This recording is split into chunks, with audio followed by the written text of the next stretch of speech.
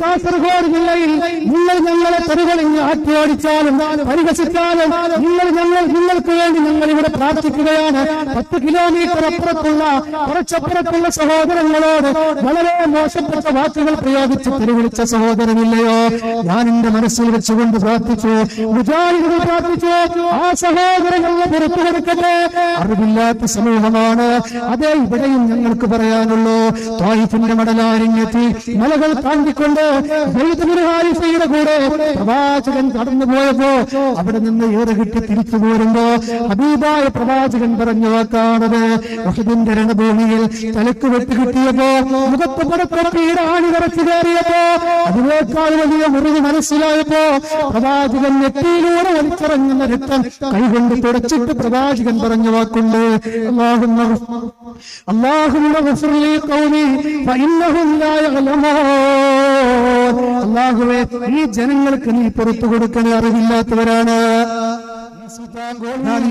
എന്നും നമ്മൾ കണ്ടുകൊണ്ടിരിക്കുന്ന ഈ ഹൈവേ റോഡിൽ ഒരു വലിയ വാഹനത്തിന്റെ ചുവട്ടിലായിക്കൂടെ, അല്ലെങ്കിൽ എന്നും നമ്മൾ കിടന്നിറങ്ങുന്ന വീടിന്റെ ബെഡ്റൂമിന്റെ ഉള്ളിൽ ഒരു സൈലന്റ് അറ്റാക്ക് ആയിട്ടായിക്കൂടെ, അല്ലെങ്കിൽ മരുന്ന് നടക്കുന്ന മൾട്ടി സ്പെഷ്യാലിറ്റി ഹോസ്പിറ്റലിന്റെ അന്തരാളങ്ങളിൽ വെച്ചുകൊണ്ടായിക്കൂടെ, ലോകത്തിന്റെ ഏത് കോണിൽ വെച്ചുകൊണ്ടാണെങ്കിലും അല്ല പറയുന്നു നമ്മളോട്,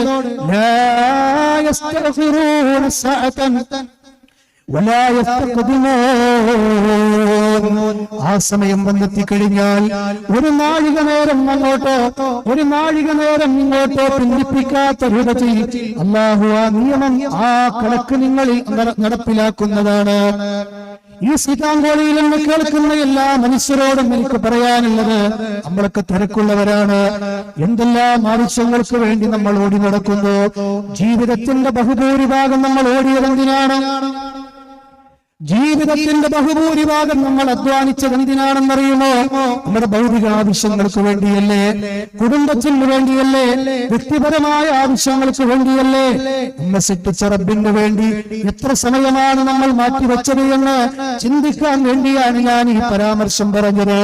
ഈ ഓടി നടക്കുന്നതിനിടയിൽ എവിടെയെങ്കിലും വെച്ചുകൊണ്ട് മരണമെന്ന് പറയുന്ന ആ രംഗബോധമില്ലാത്ത കോമാളി നമ്മുടെ അടുക്കലേക്ക് വന്നു കഴിഞ്ഞാൽ, സഹോദരങ്ങളെ, ജീവിതത്തിൽ എത്രയെത്ര ആളുകളാണ് ജീവിതത്തിന്റെ ലക്ഷ്യം കാണാതെ മരിച്ചുപോയിട്ടുള്ളത്.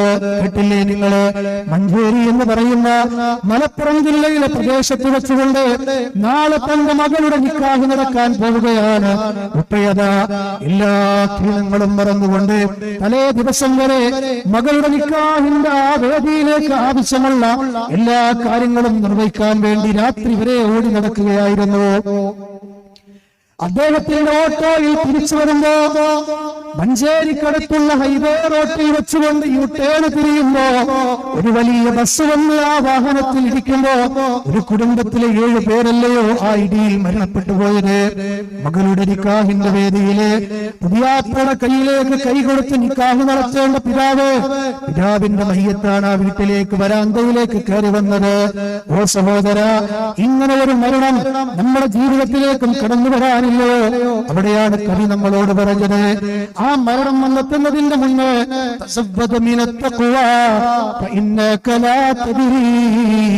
ഇദാ ജന്ന ലൈലുൻ തഈശു ഇലൽ ഫജ്രി തസബ്ബദ് മിന തഖ്വ. അല്ലാഹുവിനെ ഭയപ്പെട്ടുകൊണ്ടുള്ള ഒരു ജീവിതം നിന്റെ ജീവിതത്തിൽ ഉണ്ടാകട്ടെ. മദ്യപാനമില്ലാത്ത, ലഹരിയില്ലാത്ത, അന്യ സ്ത്രീകളോട് ബന്ധം സ്ഥാപിക്കാത്ത, അന്യ പുരുഷന്മാരോട് ബന്ധം സ്ഥാപിക്കാത്തൊരു മുഅ്മിനത്തായ പെണ്ണായി, പലിശ വാങ്ങാത്തവനായി, മറ്റുള്ളവരോട് ആവശ്യമില്ലാതെ തട്ടിക്കേറാത്തവനായി, വിശാലമായി ക്ഷമിക്കുന്നവനായി, ബന്ധങ്ങൾ മുറിക്കാത്തവനായി, കച്ചവടത്തിൽ അതിക്രമങ്ങൾ കാണിക്കാത്തവനായി, വിശ്വാസരംഗത്ത് വൈകൃതങ്ങളില്ലാത്തവനായി, അതുപോലെ തന്നെ ആചാരരംഗത്ത് വിദഗ്ധകളില്ലാത്തവനായി നീ ജീവിക്കുന്നവനായിക്കോ. കാരണം എന്താണെന്നറിയുമോ? നിനക്കറിയില്ല മോനെ, നാളെ ഒരു പ്രഭാതം വരെ നിന്റെ ഈ റൂഹ് നിന്റെ ശരീരത്തിൽ ഉണ്ടാകുമെന്ന്. കവി പറയുന്ന പ്രയോഗം എത്ര ശ്രദ്ധേയമാണ്. വകം മിൻ സ്വഹീഹിൻ മാത മിൻ ഗൈരി ഇല്ലത്തിൻ. എത്രയെത്ര കുഴപ്പമില്ലാത്ത ശരീരങ്ങളാണ്, ആരോഗ്യ ദൃഢഗാത്രരായ ശരീരമുള്ളവരാണ് പെട്ടെന്ന് മരണപ്പെട്ടു പോകുന്നത്. എന്നാൽ എത്രയോ രോഗികളതാ വർഷങ്ങളായി മരുന്ന് മണക്കുന്ന കട്ടിലുകളിലാണ്, ഇപ്പോഴും മരിക്കാതെ ഭൂമിയിൽ അവർ അവശേഷിക്കുന്നു. എത്രയെത്ര യുവാക്കളാണ് ചിരിച്ചുകൊണ്ട് തന്റെ വീട്ടിൽ നിന്ന് മാതാപിതാക്കളോട് യാത്ര പറഞ്ഞ്, തന്റെ ഭാര്യയോട് യാത്ര പറഞ്ഞ്, മക്കളോട് യാത്ര പറഞ്ഞ്, തന്റെ ടൂ വീലർ ഇക്കാറുന്നത്, തന്റെ ഫോർ വീലർ ഇക്കാറുന്നത്, വീട് വിട്ടിറങ്ങുന്നത്. പക്ഷെ അവർ ആരും അറിയുന്നില്ലല്ലോ, തന്നെ കെട്ടിപ്പൊതിയാനുള്ള, വരിഞ്ഞു മുറുക്കാനുള്ള കസമ്പുടവൈ കാസർഗോഡ് ജില്ലയുടെ ഏതോ പ്രദേശത്ത് വന്നണഞ്ഞിട്ടുണ്ടെന്ന് അവൻ അറിയുന്നില്ലല്ലോ എന്ന് പറയുകയാണ്. അവിടെയാണ് പ്രിയപ്പെട്ടവരെ നേരത്തെ സംസാരിച്ച സംസാരത്തിന്റെ ആകത്തുകയായിട്ടാണ് ചില കാര്യങ്ങൾ ഞാൻ പറയാൻ ആഗ്രഹിക്കുന്നത്. അബ്ദുല്ലാഹ് ഇബ്നു ഉമർ എന്ന് പറയുന്ന ഒരു സഹാബിയുണ്ട് പ്രിയപ്പെട്ടവരെ. ആ സഹാബി പറയുകയാണ്, അല്ലാഹുവിന്റെ റസൂലതാ അഖദ റസൂലുള്ളാഹി ബിമൻകിബി, എന്റെ ഷോൾഡറിലേക്ക് കൈവച്ചുകൊണ്ട് എന്റെ നേതാവ് എന്നോട് പറഞ്ഞു, എന്റെ ഇബ്നു ഉമറേ, നീ പ്രഭാതമായാൽ വൈകുന്നേരത്തിന്റെ ചക്രവാളത്തിലേക്ക് സൂര്യൻ അസ്തമിച്ചു പോകുന്നത് വരെ നിന്റെ ജീവിതം ഉണ്ടാകുമെന്ന് നീ കാത്തിരിക്കണ്ട. വൈകുന്നേരം എത്തിയാല് പ്രഭാതത്തിന്റെ കിരണങ്ങൾ നിന്നിലേക്ക് ഉദിച്ചു വരുന്ന ഒരു ദിവസത്തെയും നീ കാത്തിരിക്കണ്ട എന്ന് ആ മഹാനായ സഹാബി മഹാനായ റസൂലുള്ള പറയുകയാണ്. എന്റെ പ്രിയപ്പെട്ടവരെ, ലോകത്തിന്റെ പല കോണുകളിലായി ഈ മഹായാഥാർത്ഥ്യം അഭംഗുരം നടന്നുകൊണ്ടിരിക്കുകയാണ്. ആ സമയമായി കഴിഞ്ഞാൽ ഈ സിതാങ്കോളിയിൽ ഈ സംസാരിക്കുന്ന ഞാനും കേൾക്കുന്ന നിങ്ങളോരോരുത്തരും എവിടെയാണോ ആ യാഥാർത്ഥ്യമല്ല നിശ്ചയിച്ചിട്ടുള്ളത് അവിടെ അല്ല നമ്മളെ എത്തിക്കുകയാണ്.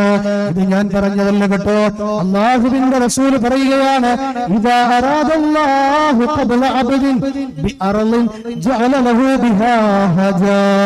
ദുബായിൽ വെച്ചുകൊണ്ടാണോ നിന്റെ മരണം? അമേരിക്കയിൽ വെച്ചുകൊണ്ടാണോ നിന്റെ മരണം? സൗദി അറേബ്യയുടെ മണ്ണിൽ വെച്ചുകൊണ്ടാണോ നിന്റെ മരണം? കേരളത്തിന്റെ മറ്റേതെങ്കിലും ജില്ലകളിൽ വെച്ചാണോ നിന്റെ മരണം? അതല്ല ഈ കാസർഗോഡ് ജില്ലയിൽ വെച്ചുകൊണ്ടാണോ? നിന്നെ അല്ലാഹു ആ സമയത്ത് അവിടെ എത്തിക്കുമെന്നാണ് റസൂലുള്ള പറയുന്നത്.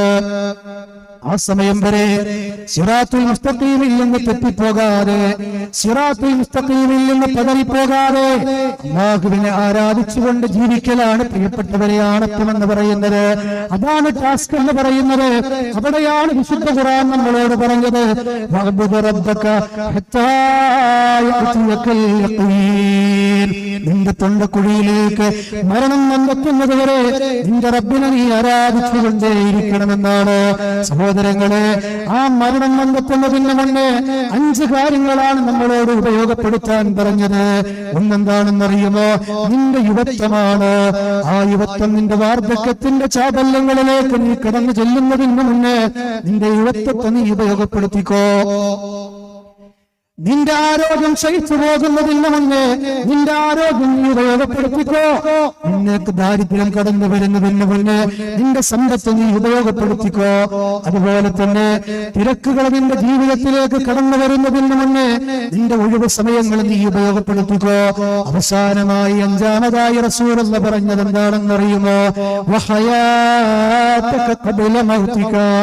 മരണം വന്നെത്തുന്നതിന്റെ മുന്നേ നിന്റെ ജീവിതത്തെ നീ ഉപയോഗപ്പെടുത്തി എന്നാണ്. എന്റെ സംസാരത്തിന്റെ പ്രധാനപ്പെട്ട പോയിന്റിലേക്ക് ഞാൻ വരികയാണ്. സഹോദര, ഇത് ഇല്ലാതെയായി പോയി കഴിഞ്ഞാൽ, സഹോദരി, ഇത് ഇല്ലാതെയായി പോയി കഴിഞ്ഞാൽ എന്താണ് ദുരന്തമെന്നറിയുമോ? അല്ലാഹുവിന്റെ വിശുദ്ധ ഖുർആൻ നമ്മളോട് പറഞ്ഞില്ലേ, എന്റെ മരണം വന്നെത്തുന്ന സമയത്ത് ഹത്താ ഇദാ ജാഅ അഹദഹുൽ മൗത്ത് ഖാല റബ്ബി ഇർജിഊൻ.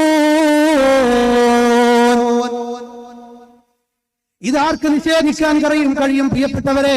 അല്ലാഹു പറയുകയാണ്, അവരിൽ ഒരാൾക്ക് മരണം വന്നെത്തിക്കഴിഞ്ഞാൽ, മരണമാകുന്ന മഹായാഥാർത്ഥ്യം അവരുടെ അടുക്കലേക്ക് വന്നെത്തിക്കഴിഞ്ഞാൽ, ജീവിതത്തെ ഡിസോർഡറായി ജീവിച്ച ആളുകളില്ലയോ, അവർ അല്ലാഹുവിനോട് കെഞ്ചുകയാണ് എന്ന് ഖാല റബ്ബി ഇർജിഊൻ. എന്റെ റബ്ബേ, എന്നെ ഒന്നുകൂടി നീ ഭൂമിയിലേക്ക് തിരിച്ചുവിടുമോ അല്ലാഹ്. എന്തിനാണ് സീതാങ്കോളിയിലുള്ള മുസ്ലിമീങ്ങളോട്, ശബ്ദം ശ്രവിക്കുന്ന വിശ്വാസികളോട് ഞാൻ പറയുകയാണ്, എന്തിനാണ് ഈ വിലാപനമെന്നറിയുമോ? എന്റെ ബിസിനസ് മറ്റൊരാളെ ഏൽപ്പിക്കാനാണ്, എന്റെ ഭാര്യ സന്താനങ്ങളെ പ്രൊട്ടക്ഷനായ സ്ഥലത്തേക്ക് എത്തിക്കാനാണ്, വേറെ ഏതെങ്കിലും ഭൗതിക സംവിധാനങ്ങൾക്ക് വേണ്ടിയാണ്. അല്ല കേട്ടോ, അല്ല പറഞ്ഞു എന്തിനാണ് ആ കെങ്കിലെന്നറിയുമോ?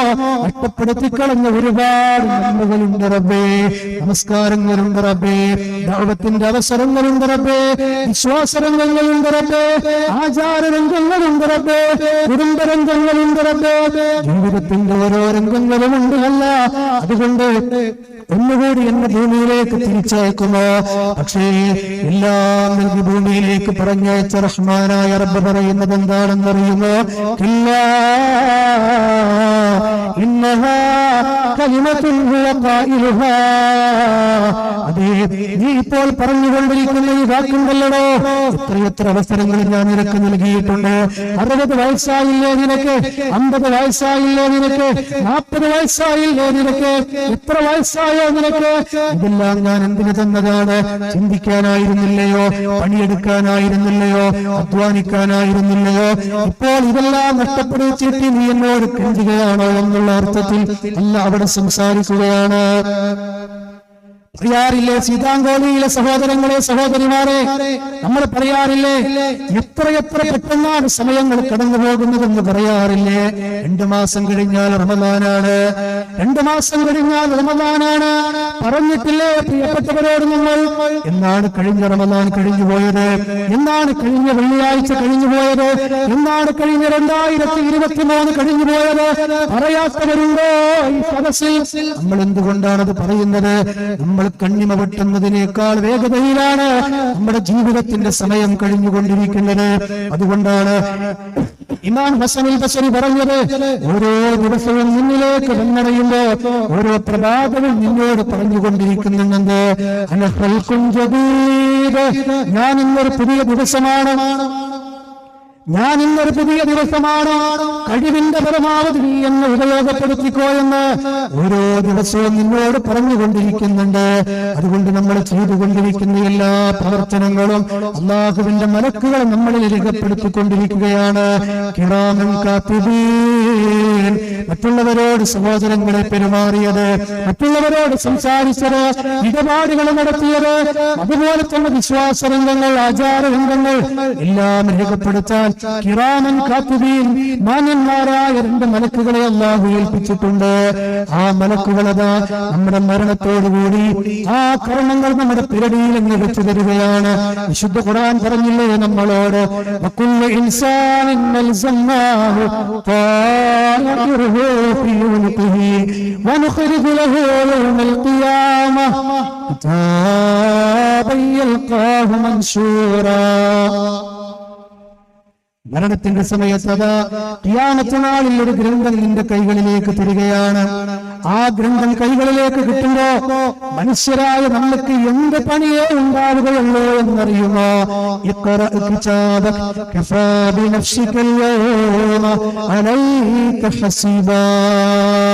വായിച്ചു നോക്കണോ നീ നിന്റെ ഗ്രന്ഥം? ഈ ഗ്രന്ഥം വായിച്ചു നോക്കുവാൻ, ഇന്ന് കണക്ക് നോക്കുവാൻ നീ തന്നെ മതി എന്ന് അല്ലാഹു നമ്മളോട് പറയുകയാണ്. സഹോദരങ്ങളെ, അങ്ങനെയുള്ളൊരു ദിവസം നമ്മുടെ മുമ്പിൽ വരാനുണ്ട്. ആ ദിവസത്തെ മറന്നുകൊണ്ട് ഒരു സെക്കൻഡ് ജീവിക്കേണ്ടവരല്ല വിശ്വാസികൾ.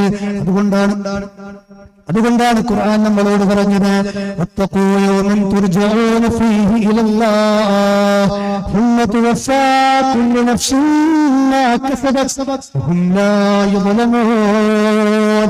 واتقوا يوما ترجعون فيه الى الله. അല്ലാഹുവിലേക്ക് നിങ്ങൾ തിരിച്ചു പോകുന്ന ഒരു ദിവസത്തെ, അല്ലാഹുവിലേക്ക് നിങ്ങൾ തിരിച്ചു പോകുന്ന ഒരു ദിവസത്തെ നിങ്ങൾ സൂക്ഷിക്കണേ. ആ ദിവസത്തിന്റെ പ്രത്യേകത എന്താണെന്നറിയുമോ? ഈ ദുനിയാവിൽ വെച്ച് നിങ്ങൾ ചെയ്ത നന്മതിന്മകൾക്ക് പ്രതിഫലം കിട്ടുന്ന വേദിയാണ് ആ ലോകം. ആ ലോകത്തിന്റെ മറ്റൊരു പ്രത്യേകത എന്താണെന്നറിയുമോ? നിങ്ങൾ ആരോടും അല്ലാഹു അക്രമം പ്രവർത്തിക്കുകയില്ല. നീ ചെയ്ത നന്മകൾക്കുള്ള പ്രതിഫലം ലഭിക്കും, നീ ചെയ്ത തിന്മകൾക്കുള്ള പ്രതിഫലം ലഭിക്കും. ആരോടും അനീതി കാണിക്കുന്നവനല്ല റബ്ബ്. അതുകൊണ്ട് മരണം കൊണ്ട് കുഴിയിലേക്ക് എത്തുന്ന സമയത്ത് മലായിക്കത്തുകൾ നമ്മളോട് പറയണമെന്ന് വിശുദ്ധ ഖുർആൻ പറഞ്ഞില്ലേ നമ്മളോട്? ഇതിനാണ് ഈ തസ്വിയ സംഘടിപ്പിച്ചത്. ഇതിനാണ് മുസ്ലിം ഇസ്ലാമിക് ഓർഗനൈസേഷൻ കേരളത്തിന്റെ മണ്ണിൽ ദഅവത്തിനിറങ്ങിയത്. ഈ വാക്ക് എല്ലാ മനുഷ്യരും കേൾക്കണം. ആ പ്രബോധന പ്രവർത്തനങ്ങളിലേക്ക് ഇറങ്ങുന്നവരും കേൾക്കണം. ഏതാണ് ആ വാക്കെന്നറിയുമോ? ഇന്നല്ലദീന ഖാലൂ റബ്ബുനല്ലാഹ് ثم استقاموا تتنزل عليهم الملائكة لا تخافوا ولا تحزنوا وأبشروا بالجنة التي كنتم توعدون. അല്ലാഹു നമ്മെ അനുഗ്രഹിക്കുമാറാകട്ടെ. പ്രിയപ്പെട്ടവരെ, എന്തൊരു സുന്ദരമായ മരണമാണ്, എന്തൊരു ഭാഗ്യവാന്മാരാണ് ഇത് കേൾക്കുന്നവർ. ഇന്നല്ലദീന ഖാലൂ റബ്ബുനല്ലാഹ്, തീർച്ചയായും നമ്മുടെ റബ്ബ് അല്ലാഹയാണെന്ന് പറയുകയും നേരാവണ്ണം നിലകൊള്ളുകയും ചെയ്തവർ ആരാണോ അവരുടെ അടുക്കലേക്ക് മലക്കുകൾ ഇറങ്ങി വന്നുകൊണ്ട് പറയുകയാണെന്ന്. ഒരു മരണത്തിന്റെ സമയത്ത് നമ്മൾക്കൊക്കെ ഉണ്ടാകുന്ന രണ്ട് വികാരങ്ങളാണെന്ന്. ഒന്ന് ഭയമാണ്, ഒന്ന് സങ്കടമാണ്. അത് രണ്ടും വേണ്ട എന്ന് ആ വികാരങ്ങളെ സൃഷ്ടിച്ച റബ്ബ് പറഞ്ഞു വിടുകയാണ്. പിന്നെ എന്താണ് ആ സ്ഥാനത്ത് നിങ്ങൾക്കുള്ളത്? നിങ്ങൾക്ക് അല്ലാഹുവിന്റെ സ്വർഗ്ഗം കൊണ്ടുള്ള സന്തോഷ വാർത്തയാണ്. ആ സ്വർഗത്തിൽ നിങ്ങൾ 1-2 ദിവസങ്ങളല്ല, 1-2 ആഴ്ചകളല്ല, മാസങ്ങളല്ല, വർഷങ്ങളല്ല, നിങ്ങൾ ആ സ്വർഗത്തിൽ ശാശ്വതവാസികളാണ്.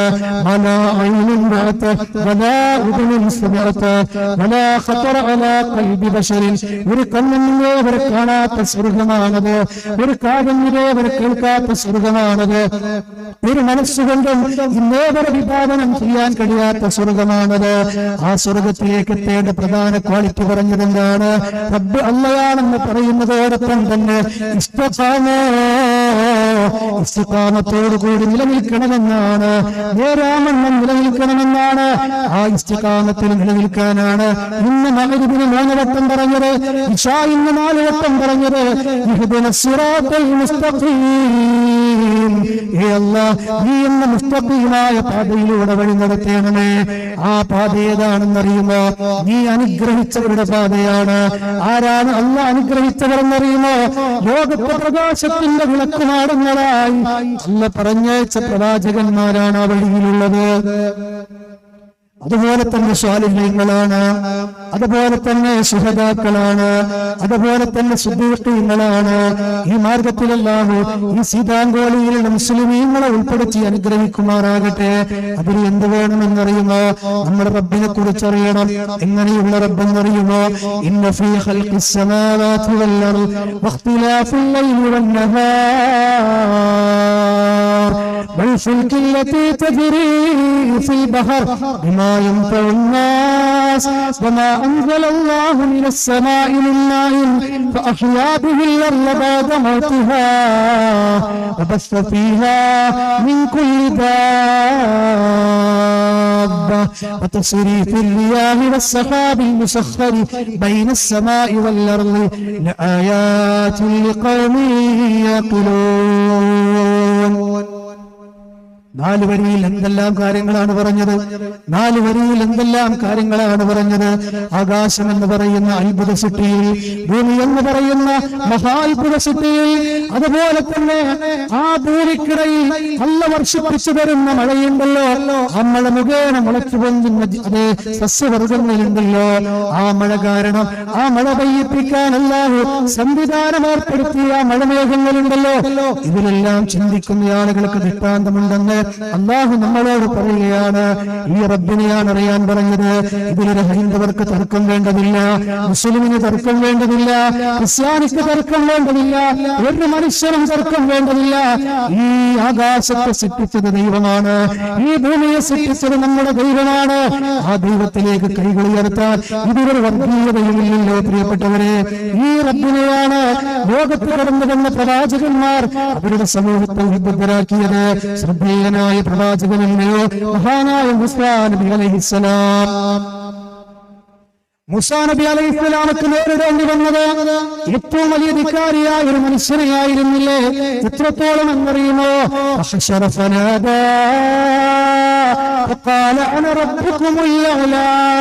അവനവന്റെ ആളുകളെ വിളിച്ചുകൊണ്ട് പറഞ്ഞു, എന്ത്?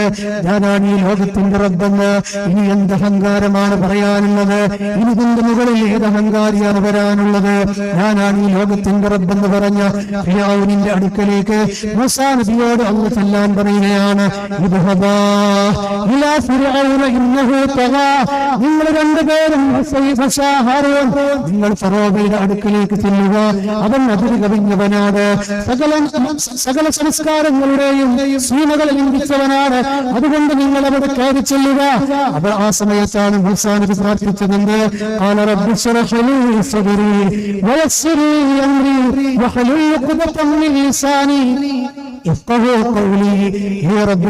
എന്റെ ഹൃദയത്തെ നീ വിശാലമാക്കി തരണമേ. ഞാൻ പറയുന്ന വാക്കുകൾ എന്താണോ അത് ഞാൻ ആരോടാണോ പറയുന്നത് അവരുടെ മനസ്സിൽ നീ ആന്തോളനങ്ങൾ സൃഷ്ടിക്കണേ റബ്ബേ.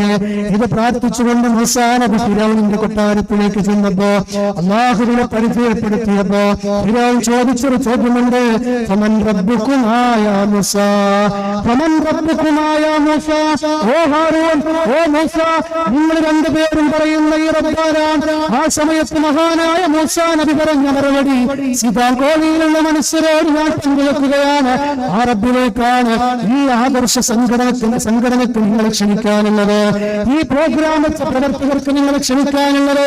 എന്താണ് മൂസാ നബി പറഞ്ഞത്?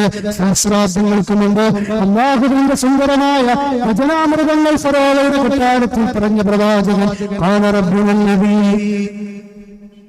قال ربنا الذي أعطى كل شيء خلقه ثم هدى. قال ربنا الذي أعطى كل شيء خلقه ثم هدى. قال ربنا الذي أعطى كل شيء خلقه ثم هدى. ഞങ്ങളുടെ റബ്ബാരാണെന്നറിയണോ ഫറോവ, നിനക്ക് ഈ ലോകത്തുള്ള എല്ലാ ജീവജാലങ്ങളെ സൃഷ്ടിക്കുകയും അവർക്ക് വേണ്ട മാർഗദർശനം കാണിച്ചു കൊടുക്കുകയും ചെയ്തവനാരാണോ? ആർട്ടിക്കിൽ നിന്ന് അന്റാർട്ടിക്കിലേക്ക് അതേ ദിവസങ്ങളോളം നിലക്കാതെ പറക്കുന്ന ആർട്ടിക് പേരിന് സൃഷ്ടിച്ച റബ്ബ് എന്തിനാണ് ആർട്ടിക്കിൽ നിന്ന് അന്റാർട്ടിക്കിലേക്ക് പോകുന്നത്? മുട്ടയിടാനാണ്. ഹേമന്തങ്ങൾ അതിനൊരു പ്രശ്നമല്ല, ഗ്രീഷ്മങ്ങൾ അതിനൊരു പ്രശ്നമല്ല, വസന്തങ്ങൾ അതിനൊരു പ്രശ്നമല്ല, കാറ്റും മഴക്കാറുകളും മഴക്കോളുകളും അതിനൊരു പ്രശ്നമല്ല. ആ അത്ഭുത പക്ഷി പറക്കുന്നത് മുട്ടയിടാനാണ്. മുട്ടയിട്ട് കുഞ്ഞുവിരിഞ്ഞു കഴിഞ്ഞാൽ അത് തിരിച്ച് ആർട്ടിക്കിൽ നിന്ന് അന്റാർട്ടിക്കിലേക്ക് തിരിച്ചു പറക്കുന്നു. 18,000 കിലോമീറ്റർ. അതൊന്നും വല്ല അത്ഭുതം കിട്ടോ? മൂസാ നബി പറഞ്ഞത് റബ്ബിനെ കുറിച്ചുകൊണ്ടാണ്. ആ മുട്ട വിരിഞ്ഞ കുഞ്ഞുണ്ടല്ലോ, തന്റെ പള്ളപ്പക്ഷി പറന്ന അതേ റൂട്ടിലൂടെ ഒരു ഗൂഗിൾ മാപ്പിന്റെ സൗകര്യമില്ലാതെ, ഒരു ദിവാശയില്ലാതെ, ഒരു സൂചനാ ബോർഡില്ലാതെ, അത് ഇന്നോവരെ ആകാശം എന്താണെന്ന് കാണാത്ത, ഭൂതെന്താണെന്നറിയാത്ത, കാറ്റെന്താണെന്നറിയാത്ത ആ ആർട്ടിക്കോൺ എന്ന് പറയുന്ന കുഞ്ഞുപക്ഷിയത് 13 ദിവസം നിലക്കാത്ത യാത്ര ചെയ്തുകൊണ്ട് പള്ളപ്പക്ഷിയുടെ അരികിലേക്ക് എത്തുന്നു. അതാണ് മൂസാ നബി പറഞ്ഞതെന്റെ റബ്ബുലല്ലദീ അഅതാ കുല്ല ശൈഇൻ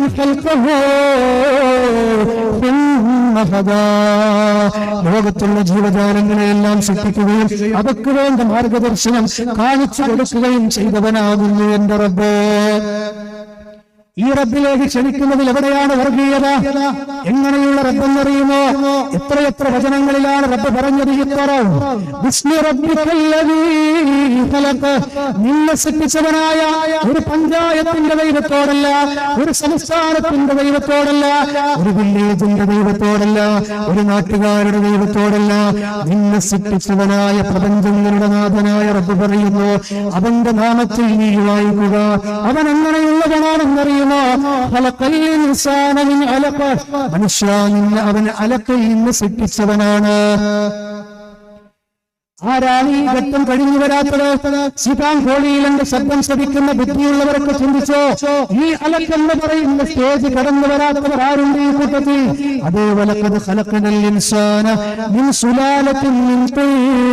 ثم جعلناه نطفة في قرار مكين ثم خلقنا النطفة علقة فخلقنا العلقة مضغة فخلقنا المضغة عظاما فكسونا العظام لحما ثم أنشأناه خلقا آخر فتبارك الله أحسن الخالقين. എന്തൊരു ശ്രദ്ധേയമായ വചനമാണ് ഖുർആൻ പറഞ്ഞത്. 23-ാം അധ്യായത്തിന്റെ 12 മുതൽ 16 വരെയുള്ള വചനങ്ങളാണ്. എന്താണ് അല്ലാഹു സുബ്ഹാനഹു വ തആല പറഞ്ഞത്? നീ ഒരു വെള്ളത്തിന്റെ തുള്ളിയായിരുന്നു, നീ ഒരു രക്തത്തിന്റെ തുള്ളിയായി, രക്തത്തിന്റെ കട്ടയായി, മാംസത്തിന്റെ കഷ്ണമായി, അതിനെ എന്നുകൊണ്ട് പൊതിഞ്ഞ് വീണ്ടും മാംസം കൊണ്ട് പൊതിഞ്ഞ് ഒരു ചോക്ലേറ്റിന്റെ ഫ്ലേവർ പോലെ സഹോദര നിന്ന് പൊതിഞ്ഞെടുത്തുകൊണ്ട് മറ്റൊരു സിറ്റിയാക്കി നിന്റെ റബ്ബ് നിന്നെ വളർത്തിയെടുത്തു. ആ റബ്ബാണ് ഇവിടെ പറയുന്നത്, നിന്നെ അവൻ ഭ്രൂണത്തിൽ നിന്നാണ് സൃഷ്ടിച്ചെടുത്തത് എന്ന്. ഇതെല്ലാം പറഞ്ഞുകൊണ്ടാണ് റബ്ബ് നമ്മളോട് പറഞ്ഞത്, ഇങ്ങനെയുള്ള എല്ലാ അനുഗ്രഹങ്ങളും നൽകിക്കൊണ്ട് ഈ ഭൂമിയിലേക്ക് നിന്നെ പറഞ്ഞയച്ചത് ആ റഹ്മാനായ റബ്ബിനെ ഇബാദത്ത് നിർവഹിക്കുവാൻ വേണ്ടിയാണ്, റഹ്മാനായ റബ്ബിനെ ഇബാദത്ത് ചെയ്യാൻ വേണ്ടിയാണ്. പക്ഷെ അവൻ അറിയാൻ എത്ര സമയം നമ്മൾ ഉപയോഗിച്ചു, അവനെ മനസ്സിലാക്കാൻ എത്ര സമയം നമ്മൾ ഉപയോഗിച്ചു. ജീവിതത്തിന്റെ അധിക സമയവും നമ്മൾ ഉപയോഗിക്കുന്നത് എന്തിനു വേണ്ടിയാണ്? നമ്മുടെ മറ്റുള്ള ആവശ്യങ്ങൾക്ക് വേണ്ടിയാണെന്ന് ഞാൻ എന്റെ സംസാരത്തിന്റെ ആദ്യത്തിൽ സൂചിപ്പിക്കുകയുണ്ടായി. എന്നാൽ ഇന്ന് മുതൽ നമ്മുടെ ജീവിതത്തിൽ നമ്മുടെ റബ്ബിനെ കുറിച്ച് പഠിക്കാനുള്ള അവസരങ്ങൾ ഉണ്ടാക്കിയെടുക്കണം. സംവിധാനങ്ങളുണ്ട് ഇവിടെ സഹോദരങ്ങളെ. ഈ വരുന്ന മെയ് മാസം 12-ാം തീയതി കാസർഗോഡ് ജില്ലയുടെ കാഞ്ഞങ്ങാട് വെച്ചുകൊണ്ട് ഈ കുടുംബമായി ജീവിക്കുന്ന നമ്മൾ ഓരോരുത്തർക്കും വേണ്ടി ഒരു ഫാമിലി കോൺഫറൻസ് തന്നെ സംഘടിപ്പിച്ചിട്ടുണ്ട്. അതെന്തിനു വേണ്ടിയാണെന്ന് അറിയുമോ? നമ്മുടെ റബ്ബിനെ അറിയാനാണ്. ആ റബ്ബിനെ അറിയുന്നതിലൂടെ പ്രിയപ്പെട്ടവരെ നമുക്ക് ശാശ്വതമായ മോക്ഷം ലഭിക്കുവാൻ വേണ്ടിയാണ്. നേരത്തെ ഇവിടെ സൂചിപ്പിച്ചില്ലേ, ഈ വരുന്ന ഫെബ്രുവരി മാസം 10-11 തീയതികളിൽ മലപ്പുറത്തിന്റെ മണ്ണിൽ യുവതി യുവാക്കളെ മാത്രം തിരഞ്ഞെടുത്തുകൊണ്ട് അത് നിർവചിക്കപ്പെടുന്നു, യുവത്വം നിർവചിക്കപ്പെടുന്നു എന്നുള്ള ടൈറ്റിൽ എന്തിനാണ് നമ്മൾ പ്രോഗ്രാം വെച്ചത്? ആ റബ്ബിനെ പഠിപ്പിക്കുവാൻ വേണ്ടിയാണ്, ആ സിത്താബിനെ അറിയുവാൻ വേണ്ടിയാണ്. അവിടെയാണ് അല്ല ചോദിച്ചത്, യാ അയ്യുഹല്ലദീന ആമനൂ ഇത്തഖുല്ലാഹ വൽതൻദുർ നഫ്സും മാ ഖദ്ദമത് ലിഗദിൻ ഇത്തഖുല്ലാഹ ഇന്നല്ലാഹ ഖബീറുൻ ബിമാ തഅമലൂൻ. വിശ്വാസികളെ, നാളെയുള്ള ജീവിതത്തിന് വേണ്ടി എന്തൊരു മുന്നൊരുക്കമാണ് നിങ്ങൾ ചെയ്തു വെച്ചിട്ടുള്ളതെന്ന് ഓരോ ആത്മാവും ചിന്തിക്കട്ടെ എന്ന് അല്ലാഹു നമ്മളോട് പറയുകയാണ്. അവിടെ നിന്നുകൊണ്ട് നമ്മൾ ആലോചിക്കേണ്ട ഒന്നാമത്തെ കാര്യം എന്താണ്? ഫഅലം അന്നഹു ലാ ഇലാഹ ഇല്ലല്ലാഹ്. അതാണ് ഏറ്റവും പ്രധാനമായി മുസ്ലിങ്ങൾക്ക് പറയാനുള്ളത്. ഈ പ്രോഗ്രാം സംഘടിപ്പിച്ച ഞങ്ങൾക്ക് പ്രധാനമായി പറയാനുള്ളത്, നീ അറിയുക, നീ മനസ്സിലാക്കുക, ആരാധനക്കർഹൻ അള്ളയല്ലാതെ മറ്റാരുമില്ല എന്ന് വ്യക്തമായി നീ മനസ്സിലാക്കുക എന്ന് നേരത്തെ ഇവിടെ അതുമായി ബന്ധപ്പെട്ടുകൊണ്ട് സംസാരിക്കുകയുണ്ടായി. ഇസ്ലാം വ്യത്യസ്തമായ കാഴ്ചപ്പാടാണ് മനുഷ്യരുടെ മുന്നിൽ വെക്കുന്നത്. ചിലടച്ച ദൈവത്തെ ആരാധിക്കണമെന്നല്ല, പൂജാമുറിയിലെ ബിംബങ്ങളെ ആരാധിക്കണമെന്നല്ല, അല്ലെങ്കിൽ കുരിശിൽ തറച്ച് മരണപ്പെട്ടു പോയ ഈസാ നബിയെ യേശുക്രിസ്തുവിനെ ആരാധിക്കണമെന്നല്ല. ആരാധിക്കുന്നവർക്ക് ആരാധിക്കാം, അവരുടെ സ്വാതന്ത്ര്യമാണ്. നമ്മളാരും അതിൽ കൈകടത്തുന്നില്ല. പക്ഷെ ഇസ്ലാം പറയുന്നത് ഇതെല്ലാം സൃഷ്ടിച്ച രക്ഷിതാവുണ്ട്, അവന്റെ പേരാണ് മലിക്കുൽ ജബ്ബാറായ റഹ്മാനായ റബ്ബ്. ആ റബ്ബിനെ ഖുർആൻ പരിചയപ്പെടുത്തിയത് എങ്ങനെയാണെന്ന് അറിയുന്നത്? ഒരൊറ്റ വചനം കേട്ടാൽ മതി. ഏതാണ് ആ വചനം? ആകാശഭൂമികളുടെ സൃഷ്ടാവാണവൻ, ആകാശഭൂമികളുടെ സൃഷ്ടാവാണവൻ, നിങ്ങളെ ഇണകളായി സൃഷ്ടിച്ചവനാണവൻ. മാത്രമല്ല അവനെ പോലെ യാതൊന്നുമില്ല, അവനെ പോലെ യാതൊന്നുമില്ല, അവനെ പോലെ ഒരു കല്ലുമില്ല, അവനെ പോലെ ഒരു ശക്തിയുമില്ല, അവനെ പോലെ അമ്പിയാക്കന്മാരില്ല, സഹോദരങ്ങളെ യാതൊന്നും തന്നെയില്ല. ആരാണെന്നറിയുമോ? അവൻ വഹുവസ്സമീഉൽ ബസീർ, എല്ലാം കേൾക്കുന്ന സമീആണവൻ, എല്ലാം കാണുന്ന ബസീറാണവൻ. പിന്നെ എന്തായി വേണ്ടത്? നമ്മുടെ എല്ലാ വിചാര വികാരങ്ങളെയും കാണുന്നവനാണവൻ, കേൾക്കുന്നവനാണവൻ. എത്രത്തോളം എന്നറിയുമോ? യഅലമു ഖായിനത്തൽ അയുനി വമാ തുഖ്ഫി സുദൂർ. നിന്റെ കണ്ണിന്റെ വഞ്ചന നോട്ടം പോലും അറിയുന്ന റബ്ബാണവൻ, നിന്റെ കണ്ണിന്റെ വഞ്ചന നോട്ടം അറിയുന്ന റബ്ബാണവൻ. നിന്റെ മനസ്സ് മന്ത്രിക്കുന്ന ചിന്താതരംഗങ്ങളെ പോലും അറിയുന്ന റബ്ബാണവൻ എന്ന് അല്ലാഹുവിന്റെ ഖുർആനിലൂടെ പറയുമ്പോ പിന്നെ എന്തിനാണ് സങ്കടങ്ങൾ പറയാനൊരു ബീവിയെ, സങ്കടങ്ങൾ പറയാനൊരു ബാവയെ, സങ്കടങ്ങൾ പറയാനൊരു പ്രവാചകനെ, സങ്കടങ്ങൾ പറയാനൊരു ഔലിയായിനെ, സങ്കടങ്ങൾ പറയാനൊരു തങ്ങളെ, സങ്കടങ്ങൾ പറയാൻ നിർജീവമായ വസ്തുക്കളെ എന്തിനു വേണം? എല്ലാം കേൾക്കുന്ന റബ്ബില്ലയോ? എല്ലാം കാണുന്ന റബ്ബിനെയോ, ഈ റബ്ബിനെയല്ലേ പ്രവാചകന്മാർ വിളിച്ചത്, ഈ റബ്ബിനെയല്ലയോ മഹാന്മാരായ അമ്പിയാക്കന്മാർ വിളിച്ചത്.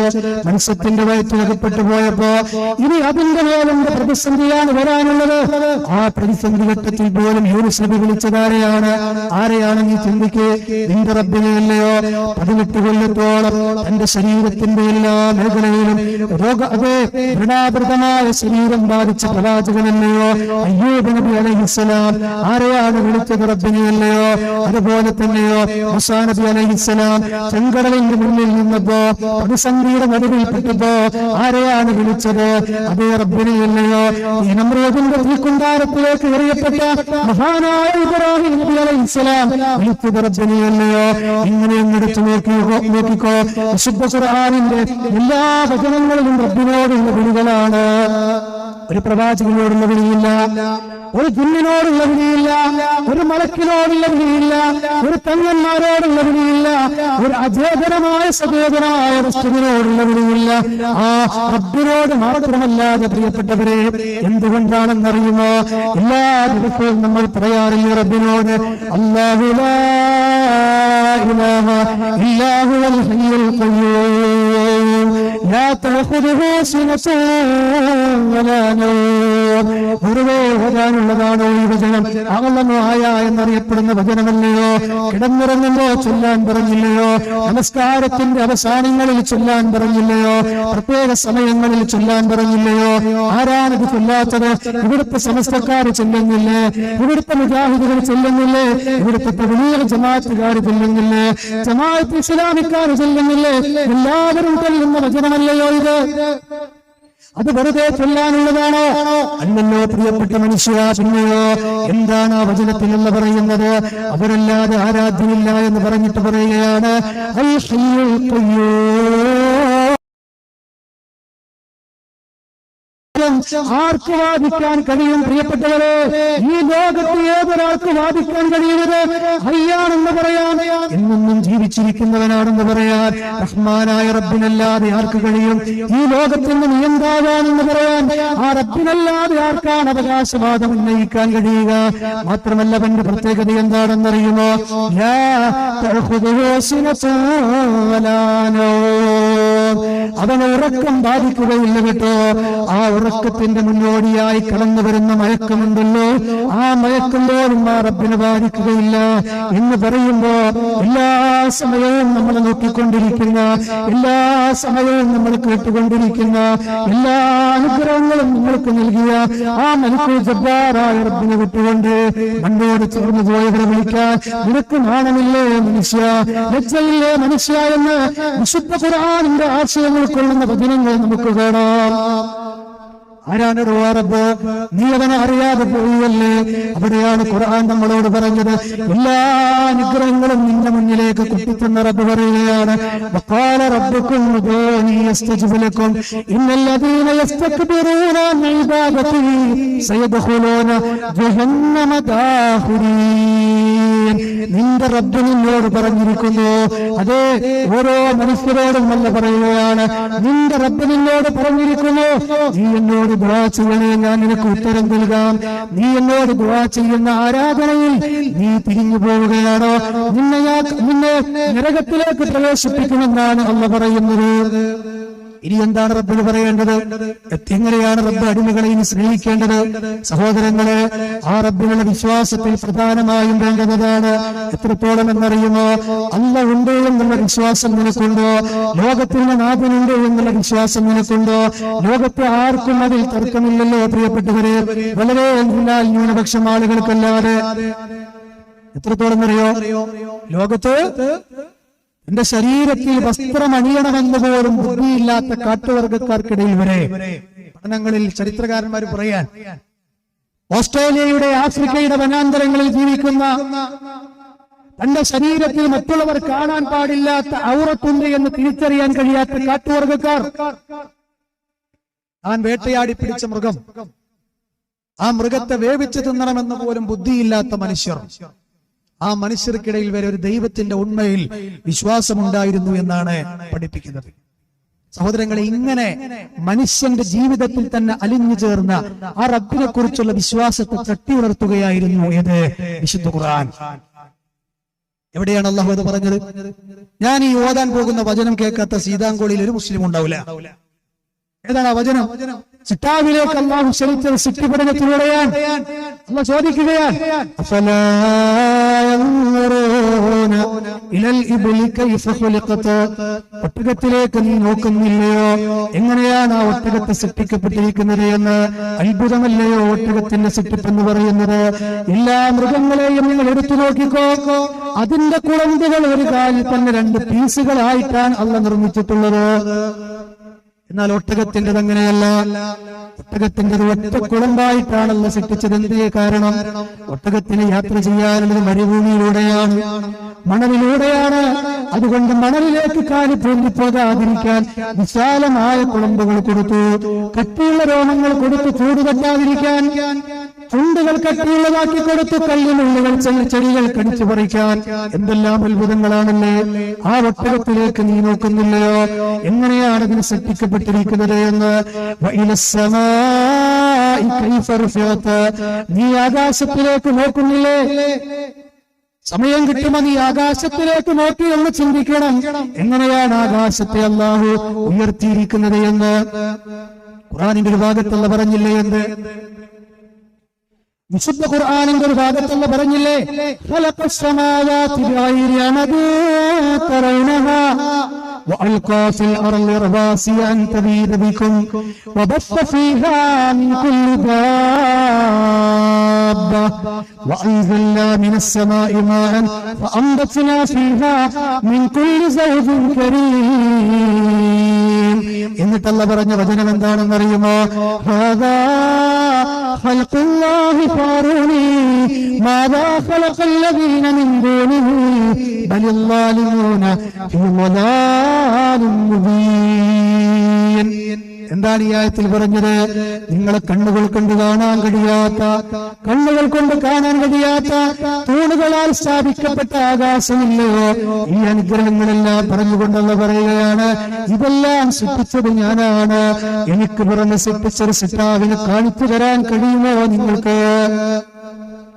അങ്ങനെയുള്ള അത്ഭുതകരമായ ആകാശത്തിലേക്ക് എങ്ങനെയാണ് അത് ഉയർത്തപ്പെട്ടിരിക്കുന്നതെന്ന് നിങ്ങൾ നോക്കുന്നില്ലേ? അതുപോലെ തന്നെ ഭൂമിയിൽ അല്ലാഹു ആണികളായി സ്ഥാപിച്ച പർവ്വതങ്ങളില്ലയോ? കഞ്ചൻജംഗകളില്ലയോ? എവറസ്റ്റ് കൊടുമുടികളില്ലയോ? വലിയ വലിയ പർവ്വതങ്ങളില്ലയോ? അത് എങ്ങനെയാണ് അല്ലാഹു നാട്ടിയിരിക്കുന്നത്? മുകളിലേക്ക് പൊങ്ങി നിൽക്കുന്നതിന്റെ ഇരട്ടി താഴ്ഭാഗത്തേക്ക് അതിന്റെ പേരുണ്ടെന്നാണ് പറയുന്നത്. പർവ്വതത്തെ കുറിച്ച് പറയുന്ന ശാസ്ത്രകാരന്മാർ ആ പർവ്വതത്തെ എങ്ങനെയാണ് ഭൂമിയിൽ നാട്ടിവെക്കപ്പെട്ടിരിക്കുന്നതെന്ന് നീ നോക്കുന്നില്ലേ? ഈ ഭൂമിയെ എങ്ങനെയാണ് പരത്തപ്പെട്ടിരിക്കുന്നതെന്ന് നീ നോക്കുന്നില്ലേ? ഇതൊക്കെ എന്തിനാ ഖുർആൻ പറഞ്ഞത്? വിശുദ്ധ ഖുർആൻ ഇതെല്ലാം പറഞ്ഞത് എന്തിനാ? ഇങ്ങനെ സിട്ടിപഠനത്തിലൂടെ സിട്ടാവിലേക്ക് മനുഷ്യന്റെ ബുദ്ധിയെ കൊണ്ടുപോകാൻ വേണ്ടിയാണ്. നിങ്ങൾക്കറിയോ, ലോകത്ത് ഏറ്റവും കൂടുതൽ ആഴമുള്ള സ്ഥലം എന്ന് പറയുന്നത് പസഫിക് ഓഷ്യനാണ്. ആ പസഫിക് ഓഷ്യനിന്റെ അടിയിലേക്ക് താഴ്ഭാഗങ്ങൾ അത്ഭുതങ്ങൾ കാണാൻ വേണ്ടി പോയ ഒരു അന്തർവാഹി കപ്പൽ ഉള്ളിലേക്ക് ഉൾവലിഞ്ഞ് പൊട്ടി കോടീശ്വരന്മാർ മരണപ്പെട്ടുപോയ വാർത്ത നമ്മൾ വായിച്ചു, അല്ലേ? ആ പസഫിക് ഓഷ്യന്റെ അന്തർഭാഗങ്ങളിൽ ജീവിച്ചുകൊണ്ടിരിക്കുന്ന ജെല്ലി ഫിഷുകൾ, ആ ഫിഷിന്റെ ഏതെങ്കിലും ഒരു ചെറിയ മത്സ്യത്തിന്റെ കൊണ്ണം നനങ്ങിയാൽ, അതിന്റെ ചിറകം നനങ്ങിയാൽ, അത് കാണുന്ന അറിയുന്ന റബ്ബാണ് പ്രിയപ്പെട്ടവരെ. എല്ലാം കേൾക്കുന്നവനാണ് ഞാനെന്ന് പറഞ്ഞ റബ്ബ്. ആ റബ്ബിനെ വിട്ടുകൊണ്ട് നമുക്ക് എന്തിനാണ് പ്രിയപ്പെട്ടവരെ സൃഷ്ടികളിലേക്ക് തിരിയേണ്ട ആവശ്യം? ആ പസഫിക് ഓഷ്യന്റെ ഓളപ്പരപ്പുകളിൽ ചെന്ന് മുട്ടയിടുന്ന ഒരു പാമ്പുണ്ട്. ലോകത്തിലെ ഏറ്റവും വിഷമുള്ള പാമ്പാണത്. ആ പാമ്പിന്റെ ജീവിതത്തിന്റെ സംക്രമണം എങ്ങനെയാണെന്നറിയുമോ? ആ പാമ്പ് ഓളപ്പരപ്പുകളിൽ മുട്ടയിട്ട് കുഞ്ഞു വിരിയാൻ പോലും കാത്തു നിൽക്കാതെ ആത്മഹത്യ ചെയ്യുന്ന പാമ്പാണത്. ആ പാമ്പിന് സംവിധാനിച്ചവനായ റബ്ബ് അല്ലേ?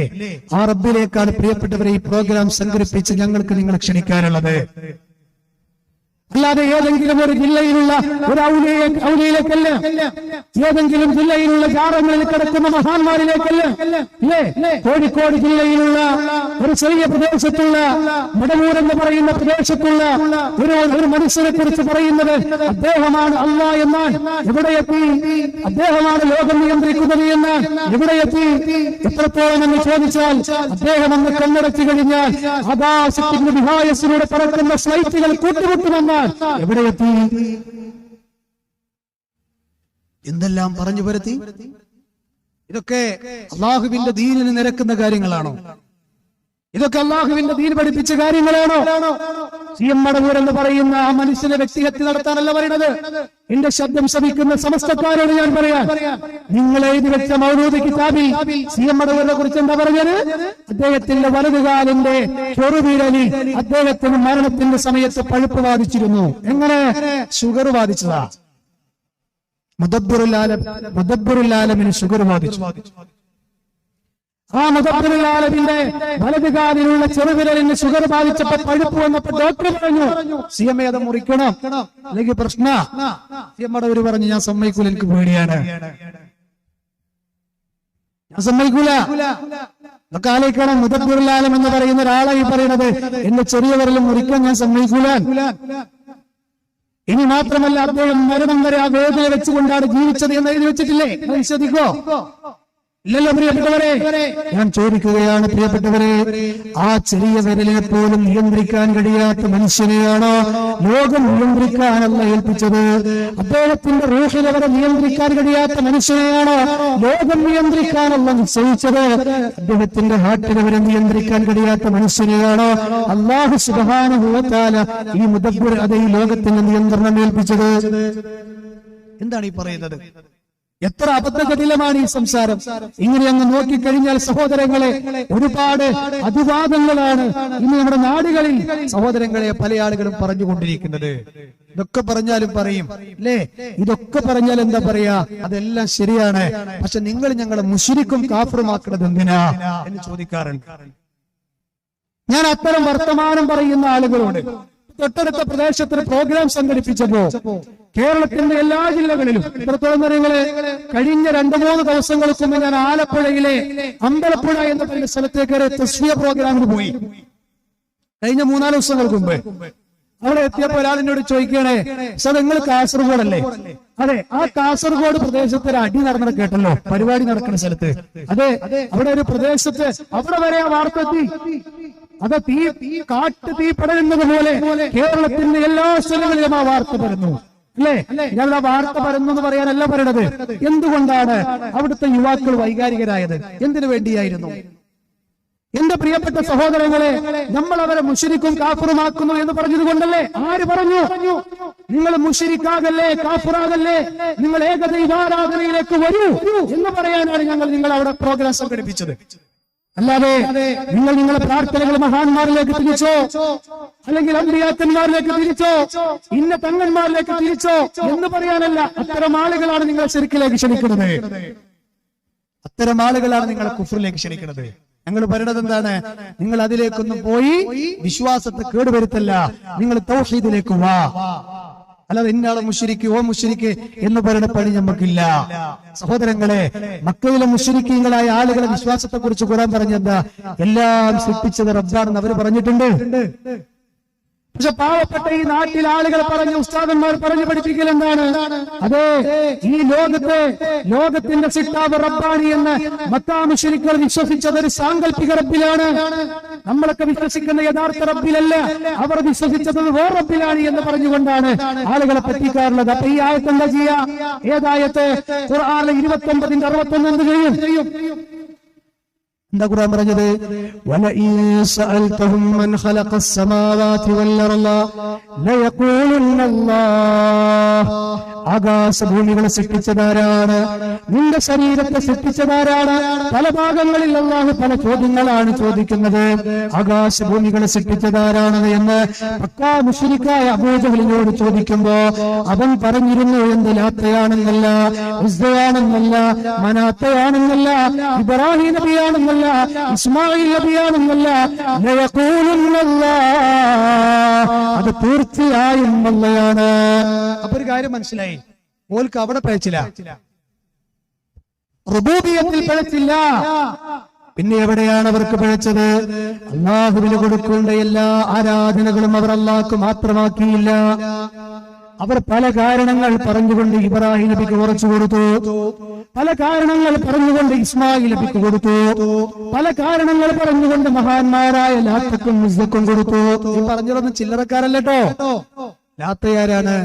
ഹജ്ജിന് വരുന്ന ഹാജിമാർക്ക് മധുരപാനീയവും സോഫ്റ്റായ നല്ല റൊട്ടിയും ഉണ്ടാക്കി കൊടുത്തിരുന്നൊരു ചാരിറ്റി പ്രവർത്തകനായിരുന്നു. നമ്മളെ നാട്ടിൽ പല ആളുകളും തേടിക്കൊണ്ടിരിക്കുന്നത് ഖബറിൽ ആളുണ്ടോ ഇല്ലേ എന്ന് പോലും അറിയാത്ത ഖബറുകളോട് അല്ലേ? എന്റെ നാട് മലപ്പുറം ജില്ലയിലാണ്. മലപ്പുറം ജില്ലയിലെ പൊന്നാനിയിൽ ഒരു ഖബറുണ്ട്, മുനമ്പം ബീവിയുടെ ജാറം.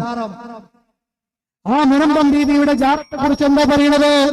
ഊരും പേരറിയില്ല, സുഹൃത്തും കുറവില്ല, ബഹുമാനൊരക്കപ്പെട്ട നാട് നല്ല വെളിയങ്കോടും മറുകാലി കുഞ്ഞിനരക്കാർ ഷഹീദോരും ബഹുമാനൊരക്കപ്പെട്ട നാട്. എന്താണ് ആ ബീവിയെ കുറിച്ച് പറയുന്നത്? ഊരങ്ക എന്ന് ചോദിച്ചാൽ അറിഞ്ഞുകൂടാ, പേരങ്ക എന്ന് ചോദിച്ചാൽ അതും தெரியாது. പക്ഷെ ഒരു ഭാഗത്ത് പറയുന്നുണ്ട്, എന്ത്? ഫാത്തിമത്തു സുഹറ. വൈരുദ്ധ്യാണോ? നമ്മൾ ചോദിക്കണില്ല. സഹോദരങ്ങളെ, ഊരും പേരറിയില്ല എന്നൊരു ഭാഗത്ത് പറയുന്നു, ഫാത്തിമത്തു സുഹറ എന്നൊരു ഭാഗത്ത് പറയുന്നു. ഞാൻ ആ ജാറം കാണാനായി ഒരു ദിവസം അവിടെ ചെന്നപ്പോ സത്യമാണ് പറയുന്നത്, അവിടെ പുറത്ത് ബീച്ചിന്റെ പുറത്ത് വലിയ ബോർഡിൽ എഴുതി വെച്ചിട്ടുണ്ട്, സ്വർണമാല പോയിട്ടുണ്ടോ, ഈ ബീവിയെ സമീപിച്ചോ, നിങ്ങളുടെ മകളുടെ വിവാഹം നടക്കുന്നില്ലേ, ബീവിയെ സമീപിച്ചോ. പ്രിയപ്പെട്ടവരെ, ഇങ്ങനെ ഊരും പേരും അറിയാത്തവരോടല്ല മക്കാ മുശ്രിക്കുകൾ തേടിയത്. ഇബ്രാഹിം ഖലീല, അല്ലാഹുവിന്റെ കൂട്ടുകാരൻ എന്നറിയപ്പെടുന്ന ഇബ്രാഹിം നബിയോടാണ് തേടിയത്. പക്ഷെ അല്ലാഹ് പറഞ്ഞു, എത്ര വലിയ മഹാനാണെങ്കിലും ഇബാദത്ത് അല്ലാഹ് അല്ലാത്തവരേക്ക് തിരിച്ചാൽ ശിർക്കാണ്. അപ്പൊ ഇതൊക്കെ പറയുമ്പോ അങ്ങനെ പറയും, അല്ല വഹാബി, ഈ ഇബാദത്ത് എന്ന് പറയുന്നുണ്ടല്ലോ, ആരപ്പോ ഇബാദത്ത് അല്ലല്ലാത്തവർക്ക് തിരിക്കണത് എന്ന് ചോദിക്കാറുണ്ട്. ഞങ്ങളാരും അവര് സ്വയം കഴിവുണ്ടെന്ന് വിശ്വസിക്കുന്നവരല്ല, അവർ റബ്ബാണെന്ന് വിശ്വസിക്കുന്നവരല്ല, അവർ ഇലാഹാണെന്ന് വിശ്വസിക്കുന്നവരല്ല, അവർ അല്ലാഹുവിന്റെ സിറ്റിയാണെന്ന് വിശ്വസിക്കുന്നവരാണ്. അങ്ങനെയാണ് ഞങ്ങൾ ചോദിക്കുന്നത്. അങ്ങനെ ചോദിച്ചാൽ എന്താ കുഴപ്പം? ഞാൻ ചോദിക്കാറുണ്ട്, ആ ഒരു ഡെഫിനിഷൻ ആരാ പറഞ്ഞത്? അങ്ങനെ ഒരു ഡെഫിനിഷനോട് ചോദിക്കാമെന്ന് ആരാ പറഞ്ഞത്? മലപ്പുറം ജില്ലയിലെ മഞ്ചേരിയിലുള്ള നെല്ലിക്കുത്ത് ഇസ്മായിൽ മുസ്ലിയാരല്ലാതെ ആരാ പറഞ്ഞത്? അത് ഞങ്ങൾക്ക് അവിടെ ചോദിക്കാനുള്ളത്. ഈ ഡെഫിനിഷൻ വെച്ചുകൊണ്ടല്ലേ കൂട്ടരെ ഈ കാസർഗോഡ് ജില്ലയിലെ ഉള്ളാളത്തിലേക്കും അതുപോലെയുള്ള ജാറങ്ങളിലേക്കും കേരളത്തിന്റെ മറ്റു മഖബറുകളിലേക്കും ഈ സമൂഹത്തിലുള്ള ആളുകളെ കൊണ്ടുപോകുന്നത് അല്ലേ? കുറ്റപ്പെടുത്താൻ പറയല്ല. ഇന്ന് രാത്രി കിടക്കുമ്പോ നെഞ്ചിൽ കൈവച്ചുകൊണ്ട് ചിന്തിക്കണം, ഞാൻ ഈ വിശ്വാസത്തോടെ മരണപ്പെട്ടു പോയാൽ ആത്യന്തികമായ നരകത്തിന്റെ നിറകാകുമോ? ഞാൻ ചിന്തിക്കണം. വിശ്വാസത്തമ്മ തൊട്ടിട്ട കളി, വിശ്വാസത്തമ്മ തൊട്ടിട്ട കളി. അല്ലാഹ് പറഞ്ഞില്ലേ, ഇന്നല്ലാഹ ലാ യഗ്ഫിറു അൻ യുശ്റക ബിഹി വയഗ്ഫിറു മാ ദൂന ദാലിക ലിമൻ യശാ. അള്ളാഹു പറയുകയാണ് നമ്മളോട്, ശിർക്കൊഴികയുള്ള ഏത് പാപങ്ങളും നിനക്ക് ഞാൻ പുറത്തു തരും. അത് നീ ചെയ്തു പോയാൽ ഒരിക്കലും ഞാൻ നിനക്ക് പുറത്തു തരില്ല എന്ന് റബ്ബ് പറയുന്നു. ആകാശത്തിന്റെ താഴെ ഭൂമിക്ക് മുകളിൽ അല്ലാഹു ഒരിക്കലും പൊറുക്കാത്ത പാപമാണ് സഹോദര സഹോദരി ശിരിക്കെന്ന് പറയുന്നത്. അത് വന്നുപോയാലേ രക്ഷല്ലോ. 42 കൊല്ലമാണ് 42 കൊല്ലമാണ് കോരി വെച്ചോ നിന്റെ നെഞ്ചിൽ.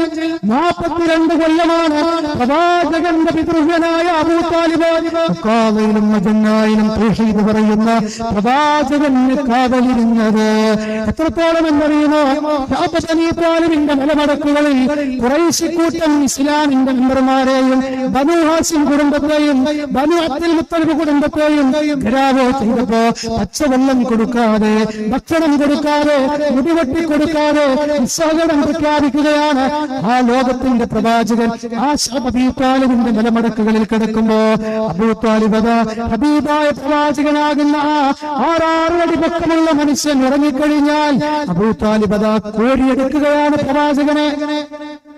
കോരിയെടുക്കുകയാണ് പ്രവാചകനെ. എന്തിനാണെന്നറിയുമോ? ശത്രുക്കളെ കൈകളിലേക്ക് ഇട്ടുകൊടുക്കാനല്ല. ശത്രുക്കളെ രാത്രി വന്നുകൊണ്ട് എന്റെ ഈ മകനെ, എന്റെ ഈ പുന്നാര മകനെ ആക്രമിക്കരുത് ശത്രുക്കൾ എന്ന് വിചാരിച്ചുകൊണ്ടാണ്.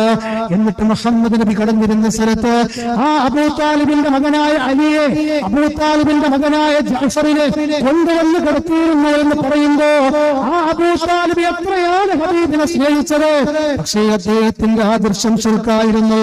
അദ്ദേഹത്തിന്റെ ആദർശം അബൂജഹലിന്റെ ആദർശമായിരുന്നു, ഉത്ബത്തിന്റെ ആദർശമായിരുന്നു, ദൈവത്തിന്റെ ആദർശമായിരുന്നു. ആ മനുഷ്യൻ 42 കൊല്ലമാണ് നബിയെ നോക്കിയത്. സീതാങ്കോടിയിലുള്ള മുസ്ലിമെ ഞാൻ ഇതെന്തിനാ പറഞ്ഞത്? 42ാമത്തെ കൊല്ലം ആ മനുഷ്യൻ മരിക്കാൻ കിടക്കുമ്പോ അദ്ദേഹത്തിന്റെ കട്ടിലിന്റെ അരികിൽ ചെന്നുകൊണ്ട് മഹാനായ ഹബീബ് പറഞ്ഞില്ലേ എന്ന്,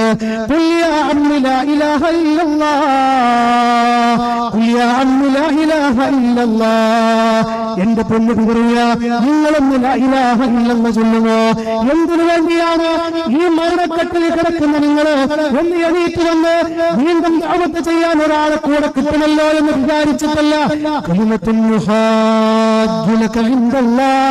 നാളെ അല്ലാഹുവിന്റെ കോടതിയിൽ നിങ്ങൾക്ക് വേണ്ടി എനിക്കൊന്ന് വാദിച്ചു നോക്കാമല്ലോ എന്ന് പറയാനാണ്.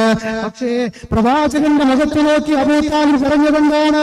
നീ പറയുന്നതാണ് സത്യമെന്ന് എനിക്കറിയാം മോനെ, പക്ഷെ നീ പറയുന്നത് സ്വീകരിച്ച് ഞാൻ മരിച്ചു കഴിഞ്ഞാൽ ഈ നിൽക്കുന്ന അബൂജഹലില്ലയോ, ഈ നിൽക്കുന്ന ഉത്ബയില്ലയോ, ഈ നിൽക്കുന്ന ശൈബയില്ലയോ, ഈ മക്കയിലെ പ്രമാണിമാരില്ലയോ, അവർ നാളെ എന്നെ കുറിച്ച് ഞാൻ പൂർവികരെ തള്ളിയവരാണെന്ന് പറയും, ഞാൻ പാരമ്പര്യവാദിയാണെന്ന്, പാരമ്പര്യവാദം തള്ളിയവനാണെന്ന് പറയും. അതുകൊണ്ട് അബ്ദുൽ മുത്തലിബ് എന്ന് പറഞ്ഞു മരിച്ചു പോവുകയാണ്. കരഞ്ഞില്ലേ നമ്മുടെ ജീവനേക്കാൾ നമ്മൾ സ്നേഹിക്കുന്ന നമ്മുടെ നേതാവ്? എങ്ങനെയാണ് കരഞ്ഞത്? വിതുമ്പി കണ്ണുകൾ സജലമായപ്പോ ആകാശത്തിന്റെ കവാടങ്ങൾ തുറന്നുള്ള വചനമിറക്കി,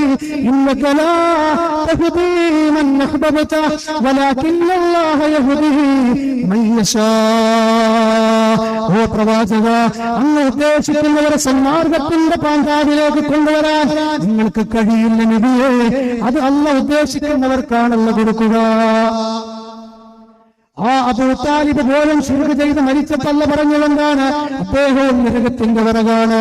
നാളെ മഹ്ശറാവൻ സഭയിൽ പ്രിയപ്പെട്ടവരുടെ സംസാരത്തിന്റെ അവസാനത്തിലേക്ക് ഞാൻ വരുമ്പോ, നാളെ മഹ്ശറാവൻ സഭയിൽ ആ പ്രവാചകൻ കടന്നു വരുമ്പോ അബൂ താലിബിനെ നരകത്തിലേക്ക് വലിച്ചെറിയുമ്പോ കാലിന്റെ അടിഭാഗം മുതൽ തലയുടെ മുർദാവ് വരെ നരകത്തിന്റെ തീജ്വാലകളത്തേക്ക് നക്കി തുറക്കുമ്പോ,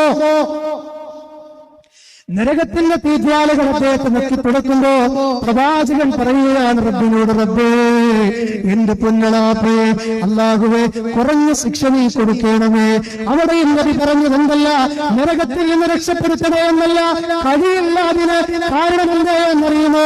അല്ലാ എന്ന് വിളിക്കേണ്ട ഭാഗത്ത് ഇബ്രാഹിം നബിയെ വിളിച്ച് ശിർക്ക് ചെയ്ത വ്യക്തിയാണ്. അല്ലാ എന്ന് വിളിക്കേണ്ട ഭാഗത്ത് മഹാന്മാരെ വിളിച്ചവരാണ്. അല്ലാ എന്ന് പറയാൻ കഴിയുമോ? അങ്ങനെയല്ലാതെ രണ്ടല്ലയുണ്ടെന്ന് പറഞ്ഞതുകൊണ്ടാണോ അബൂ താലിബിന് ശരിക്കായത്? അല്ല കേട്ടോ, അല്ല. അബൂ താലിബിന് ശിക്ഷ കുറച്ചു കൊടുക്കണേ. അങ്ങനെയാണ് നരകത്തിന്റെ അതേ നെരിയാണി വരെ കത്തുന്ന തീജ്വാലകളിലേക്ക് അല്ലാഹു അബൂ താലിബിനെ മാറ്റിവെക്കുന്നത്. അബൂ താലിബിന് ആ ശിക്ഷ അനുഭവിക്കുമ്പോൾ അദ്ദേഹം പറയുമെന്നാണ്, എന്ത്? അല്ലാഹുവേ, ഈ നരകത്തില് ഏറ്റവും വലിയ ശിക്ഷയാണല്ലോ അല്ലാഹു എനിക്ക് തന്നിട്ടുള്ളത്. ആ കാലിന്റെ അടിയിൽ തലച്ചോറ് വരെ തിളച്ചു മറിയുന്ന ശിക്ഷയായിരിക്കുന്നത്. എത്രത്തോളം എന്നറിയുമോ? എന്തൊരു പീഡനമാണെന്നറിയുമോ? സീതാങ്കോളിയിലുള്ള മുസ്ലിമേ, നിങ്ങൾ ഞങ്ങളെ കല്ലെറിഞ്ഞാട്ടി ഓടിച്ചാലും, നിങ്ങൾ ഞങ്ങളെ പരിഹസിച്ചാട്ട് പിടിച്ചാലും, ഈ കേരളത്തിന്റെ മണ്ണിൽ ഇത്രയുള്ള എത്രയോ പീഡനങ്ങളും അക്രമങ്ങളും കേൾക്കേണ്ടി വന്നവരാണ് ഈ മുജാഹിദുകൾ. ജയ്ദുലോലി രംഗത്താണിയെ കേട്ടിട്ടുണ്ടോ നിങ്ങള്? തൗഹീദ് പ്രസംഗിച്ചുകൊണ്ടിരിക്കെ, അതേ തൗഹീദ് പ്രസംഗം നടത്തിക്കൊണ്ടിരിക്കെ അടിച്ച് സഹോദരങ്ങളെ ഉണ്ടിയിട്ട് കറുത്ത വെള്ളം ഒലിച്ചു പോകുന്ന അഴുക്ക് ചാലിലേക്ക് മൗലവിയെ തളിക്ക് താഴ്ത്തിയപ്പോ പോലീസന്മാര് കടന്നു വന്നപ്പോ മൗലവിയോട് ചോദിച്ചില്ലേ, മൗലവി ആരാണ് നിങ്ങളെ ഇങ്ങനെ ചെയ്തത്? ആ മഹാനായ സയ്യിദ് മൗലവി പറഞ്ഞ വാക്കെന്താണെന്നറിയുമോ? അല്ലാഹുമ്മ ഗ്ഫിർ ലീ ഖൗലി ഇന്നഹും ലാ യഅലമൂൻ. അല്ലാഹുവേ, അറിവില്ലാത്ത ജനതയാണ് റബ്ബേ. പുറത്തു കൊടുക്കണമല്ല.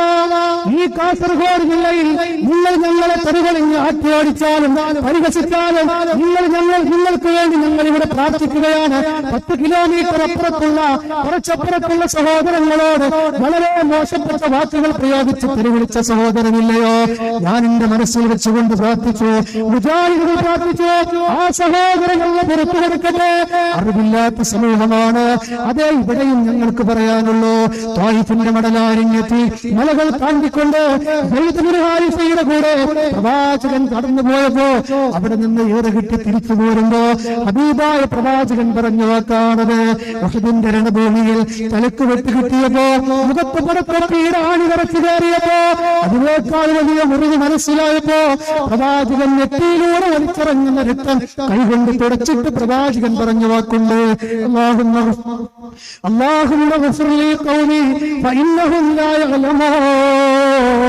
അല്ലാഹുവേ ഈ ജനങ്ങൾക്ക് നീ പുറത്തു കൊടുക്കണ അറിവില്ലാത്തവരാണ്. അതാണ് ഞങ്ങൾക്കും ഇവിടെ പറയാനുള്ളത്. അതുകൊണ്ട് പ്രിയപ്പെട്ടവരെ, വിശ്വാസം കൊണ്ട് പിഴച്ചു പോകണ്ട. റബ്ബേ എന്ന് വിളിച്ചാൽ അതിനൊരു സുഖമുണ്ട്. റബ്ബേ എന്ന് വിളിച്ചാൽ അതിനൊരു വല്ലാത്തൊരാത്മനിർവൃതിയുണ്ട്. അതിലേക്ക് കൊണ്ടുവരാൻ സഹോദരങ്ങളെ നമ്മൾക്ക് കഴിയണം. ഞാൻ എന്റെ സംസാരം അവസാനിപ്പിക്കുമ്പോ എന്തുകൊണ്ടാണ് ഇത്ര റിസ്ക് എടുത്തത് പറഞ്ഞതെന്നറിയുമോ? ലോകത്തിന്റെ പ്രവാചകൻ എന്തിനാണ് ചീഞ്ഞളിഞ്ഞ കുടൽമാലകൾ ഏറ്റുവാങ്ങിയത്? ലോകത്തിന്റെ പ്രവാചകൻ എന്തിനാണ് ത്വായിഫിലേക്ക് നടന്നുപോയത്? ത്വായിഫിലേക്ക് പോയ ആളുകൾ ഈ കൂട്ടത്തിലുണ്ടാകും. 80 ചില്ലാനും കിലോമീറ്ററാണ് ഇന്ന് മക്കയിൽ നിന്ന് ഹറമിൽ നിന്ന് ത്വായിഫിലേക്കുള്ളത്. ഈ ഉള്ളവൻ കഴിഞ്ഞ 2 മാസങ്ങൾക്ക് മുമ്പ് ഉംറക്ക് പോയപ്പോ സഹോദരങ്ങളെ ത്വായിഫ് സിയാറക്ക് പോയപ്പോ ആ റോട്ടിലൂടെ ഞാൻ പോയപ്പോ ഞാൻ എന്റെ കൂടെയുള്ളവരോട് പറഞ്ഞത് എന്താണ്? ലോകത്തിന്റെ ഹബീബ് അന്ന് പോകുമ്പോൾ ഈ റോഡില്ല, അന്ന് പോകുമ്പോൾ ഈ ഹൈവേ റോഡുകളില്ല. ഈ കാണുന്ന സുദീർഘമായ വലിയ വലിയ പർവ്വതങ്ങളായിരുന്നു ഉണ്ടായിരുന്നത്. ആ പർവ്വതങ്ങളുടെ പുറത്താണെങ്കിലോ കാല് തട്ടിയാൽ മുറിഞ്ഞു പോകുന്ന കൂർത്ത കല്ലുകളാണ്. എങ്ങനെയായിരിക്കും കാൽനടയായിട്ട് നമ്മുടെ നേതാവ് നടന്നു പോയിട്ടുണ്ടാവുക? എന്തിനാണെന്നറിയുമോ? അല്ല എന്ന് മാത്രം വിളിക്കണേ എന്ന് പറഞ്ഞതിന്റെ പേരിലാണ്. 10 ദിവസം ത്വായിഫിൽ നിന്നില്ലേ, അവിടെ നിന്ന് നിറഞ്ഞാട്ടിയില്ലയോ, തിരിച്ചു പോകുന്നില്ലയോ, പീഡനങ്ങൾ ഏറ്റുവാങ്ങിയില്ലയോ? എന്തെല്ലാം അക്രമങ്ങളാണ് ഏറ്റുവാങ്ങിയത്? എന്റെ സമസ്തക്കാരാ, ഞാൻ ചിന്തിച്ചു പോകുന്ന ഒരു കാര്യം എന്താണെന്നറിയുമോ? മഹാനായ ബിലാലിന്റെ നെഞ്ചത്ത് കല്ല് വെച്ചപ്പോ, മഹാനായ ഖബ്ബാബ് റളിയല്ലാഹു തീയിലേക്ക് കടത്തിയപ്പോ, മഹാനായ അമ്മാറിന്റെ ശരീരത്തിൽ ഇരുണ്ട ദണ്ടുകൾ പഴുപ്പിച്ച് തലയും മുതുകിലും നെഞ്ചിലും വെച്ചപ്പോ, ആ മുറിയായ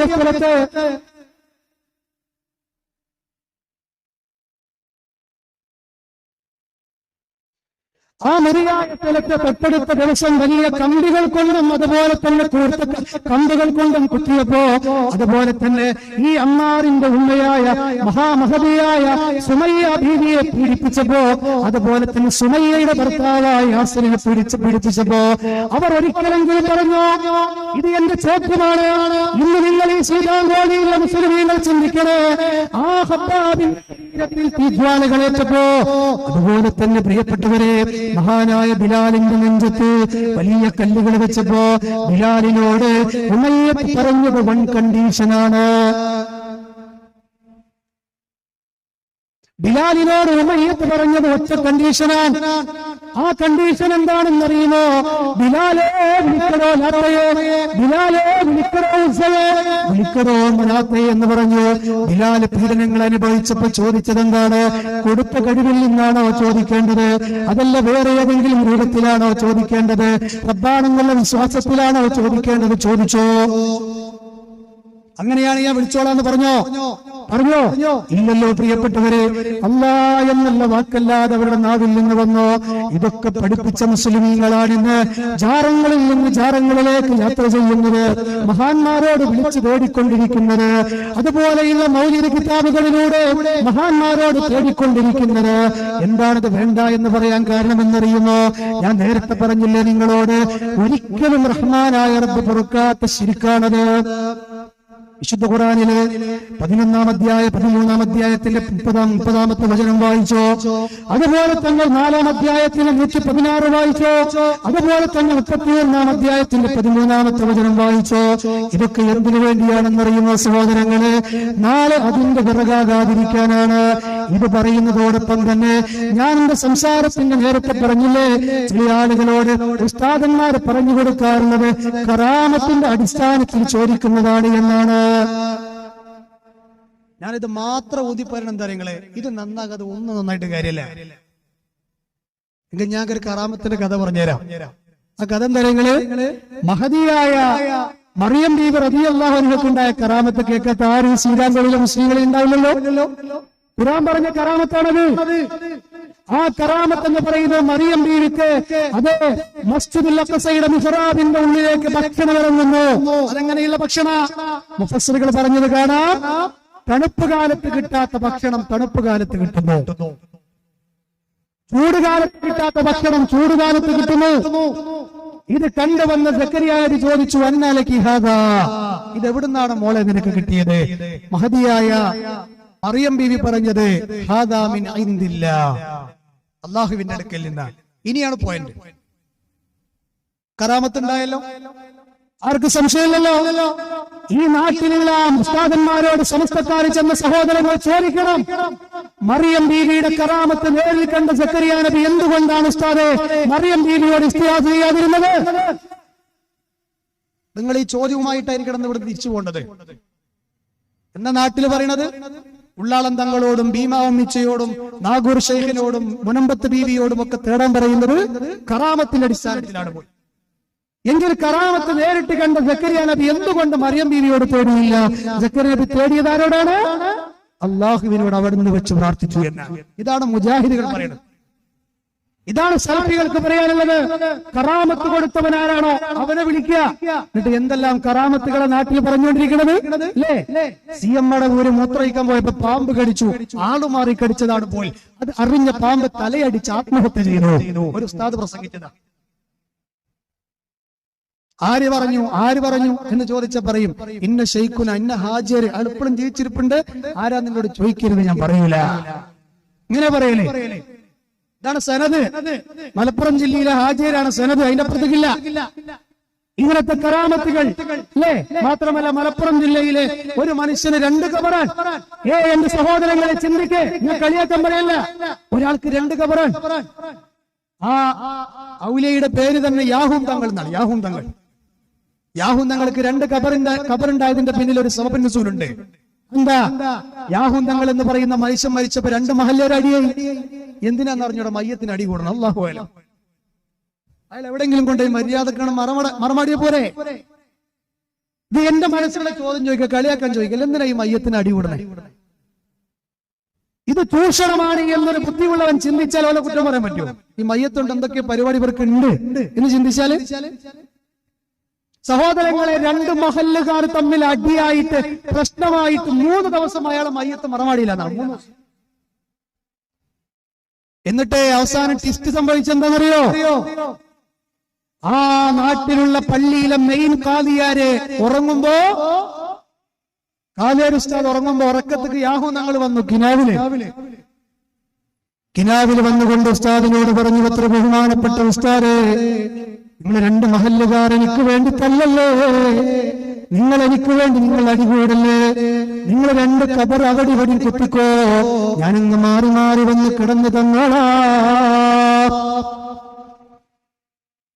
ഇന്നാ ലില്ലാഹി വ ഇന്നാ ഇലൈഹി റാജിഊൻ. ഏത് സഹാബിയാണ് ഇങ്ങനെ പറഞ്ഞിട്ടുള്ളത്? ഏത് ഇസ്ലാമിക സഹീഹായ വന്ന സനദിൽ വന്ന ചരിത്രത്തിലാണ് നിങ്ങളുള്ളത്? അപ്പൊ 3 കിലോമീറ്ററിനുള്ളിലാണ് ഈ 2 കബറുള്ളത്. അവിടെ ചെല്ലുമ്പോ അവിടെ യാഹൂം തങ്ങളുണ്ടെന്ന് ഉറപ്പ്. അത് ചോദിക്കരുത്. ചോദിച്ചാൽ ഇവിടെ ഇങ്ങനെ വന്നിരിക്കേണ്ടി വരും മുജാഹിദായിട്ട്. ഞാൻ പറഞ്ഞ മനസ്സിലാവുണ്ടോ? യാഹൂം തങ്ങളെ കറാമത്ത് എന്താണെന്ന് അറിയുമ്പോ പഴക്കുല കറാമത്ത്. വെറുതെ പോയാ പോരാ, പൂർണ്ണമായ മൈസൂറുകൾ കൊണ്ടുപോകണം. അതിന്റെ പിന്നിൽ ഒരു ചരിത്രമുണ്ട്. എന്താണെന്ന് അറിയുമോ? പെട്ടെന്ന് പറയാം. യാഹൂം തങ്ങൾ മമ്പറം തങ്ങളുടെ സമകാലികനാണ്. മമ്പറം തങ്ങൾക്ക് വേണ്ടി മമ്പറം തങ്ങളുടെ മുരീദർ പഴക്കൊലയുമായി പോവുകയാണ്. പോകുന്ന വഴിക്ക് ജട പിടിച്ച മുടിയുള്ള ഒരു പാവപ്പെട്ട മനുഷ്യനതായി മമ്പറം തങ്ങളുടെ മുരീദിനോട് ആ പഴക്കുരയിൽ നിന്ന് 2 പഴം ചോദിക്കുകയാണ്. മമ്പറം തങ്ങളുടെ മുരീദ് പറഞ്ഞു, ഇല്ല തരൂല, ഇത് മമ്പറം തങ്ങൾക്കുള്ളതാണ്. അങ്ങനെ മമ്പറന്നങ്ങൾ മുരീദ് പഴക്കുലയുമായി മമ്പറന്നങ്ങളുടെ അടുക്കലേക്ക് പോയി. മമ്പറന്നങ്ങൾക്ക് മൈസൂർ പഴം ഭയങ്കര ഇഷ്ടമാണ്. അങ്ങനെ അതിൽ നിന്ന് പഴുത്ത കുലയിൽ നിന്ന് ഒരു പഴം ഇങ്ങനെ ഇരിഞ്ഞെടുക്കുകയാണ്. എന്നിട്ട് ആ മമ്പറന്നങ്ങൾ അത് ആ പഴം തൊലിച്ചു നോക്കുകയാണ്. തൊലിച്ചു നോക്കിയപ്പോ മഹാത്ഭുതം കാണുകയാണ്. അതിൽ പഴത്തിന്റെ കഴമ്പില്ല, അതിൽ പഴത്തിന്റെ കാറ്റ് മാത്രമാണ്. ബലൂണ് പോലത്തെ ഒരു പഴം. അപ്പൊ ഈ പഴത്തിന്റെ പ്രശ്നമാകാമെന്ന് വിചാരിച്ച് രണ്ടാമത്തെ പഴം എറിഞ്ഞെടുത്തു. അതിലും അതാ കഴമ്പില്ല, കാറ്റ് മാത്രമാണ്. ഇത് കണ്ടപ്പോൾ മുരീദ് പറയാണ്, സുബ്ഹാനല്ലാഹ്, എന്റെ തൊടുകയിൽ ഞാൻ ഉണ്ടാക്കിയ പഴമാണല്ലോ ഇത്, എന്ത് പറ്റിയെന്ന് എനിക്ക് അറിഞ്ഞുകൂടാ. ആ സമയത്ത് മമ്പറം തങ്ങൾ ചോദിച്ചു, അത്രേ പോന്നപ്പോ നിങ്ങളോട് ആരെങ്കിലും പഴം ചോദിച്ചിരുന്നോ? മമ്പറം തങ്ങൾ മുരീദ് പറഞ്ഞു, ചോദിച്ചിരുന്നു. ആരാണ് ചോദിച്ചത്? ഒരു പാവപ്പെട്ട പഴയ വസ്ത്രമൊക്കെ ധരിച്ച ജടപിടിച്ച മുടിയും താടിയുമുള്ള ഒരാൾ ചോദിച്ചു. ഞാൻ കൊടുത്തില്ല. മമ്പറം തങ്ങൾ പറഞ്ഞു, അത്രേ അതാണ് ഈ പ്രശ്നമുണ്ടാകാനുള്ള കാരണം എന്താണെന്നറിയുമോ? നിങ്ങളോട് പഴം ചോദിച്ചത് യാഹൂ തങ്ങളാണ്. നിങ്ങൾ ചോദിച്ച പഴം കൊടുക്കാത്തത് കൊണ്ട് നിങ്ങളറിയാതെ അതിന്റെ ഉള്ളത്തെ കഴമ്പ് മൂപ്പർ അടിച്ചു മാറ്റിയതാണ്. സുബ്ഹാനല്ലാഹ്. ഇത് മായാവിക്കാരൊന്നുമല്ലോ, നമ്മളൊന്ന് ആലോചിച്ച് നോക്ക്. അതുകൊണ്ടാണ് ഇത്ര യാഹൂ നിങ്ങളെ മക്ബറയിലേക്ക് പോകുമ്പോ, തിരൂരിലേക്ക് പോകുമ്പോ പഴുത്ത മൈസൂർ കൊല കൊണ്ടല്ലാതെ അങ്ങോട്ട് ചെല്ലരുത് എന്ന് പുറത്തെഴുതി വെച്ചിട്ടുണ്ട്.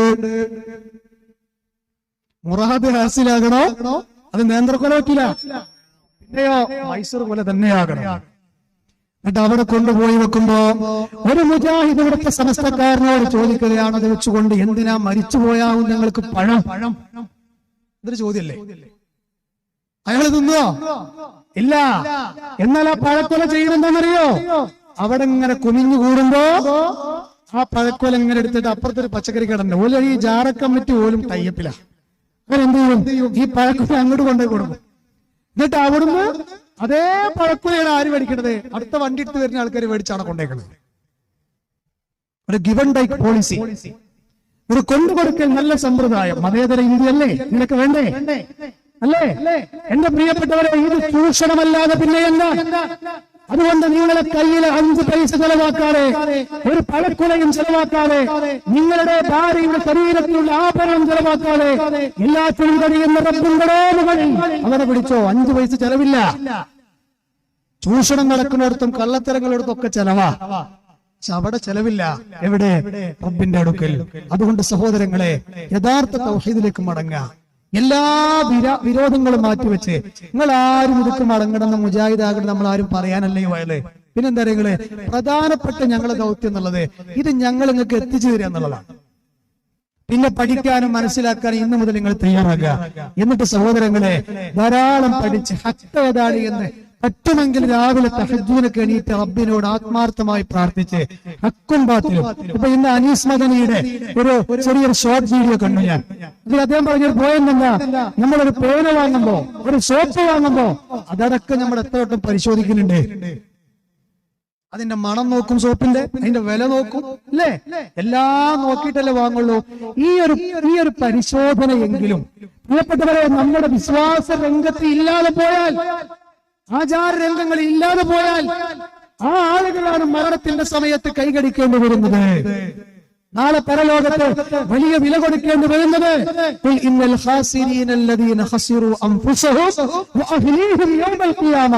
സ്വന്തത്തിനും സ്വന്തക്കാർക്കും വലിയ നഷ്ടം വരുത്തി വെച്ചവരാണവർ.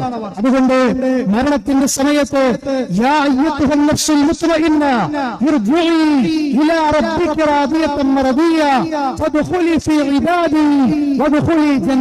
സമാധാനമടഞ്ഞ ആത്മാവേ, അള്ളാഹു അങ്ങനെ വിളി കേട്ട് മരിക്കുന്ന സൗഭാഗ്യവാന്മാർ ഈ നാട്ടിലുള്ള എല്ലാ വിശ്വാസികളെയും ഉൾപ്പെടുത്തി അനുഗ്രഹിക്കുമാറാകട്ടെ. നമ്മളെയൊക്കെ നാളെ പരലോകത്ത് അല്ലാഹു യഥാർത്ഥ സ്വർഗാവകാശികളാക്കുമാറാകട്ടെ. കുടുംബരംഗങ്ങൾ തകർന്നുകൊണ്ടിരിക്കുകയാണ്.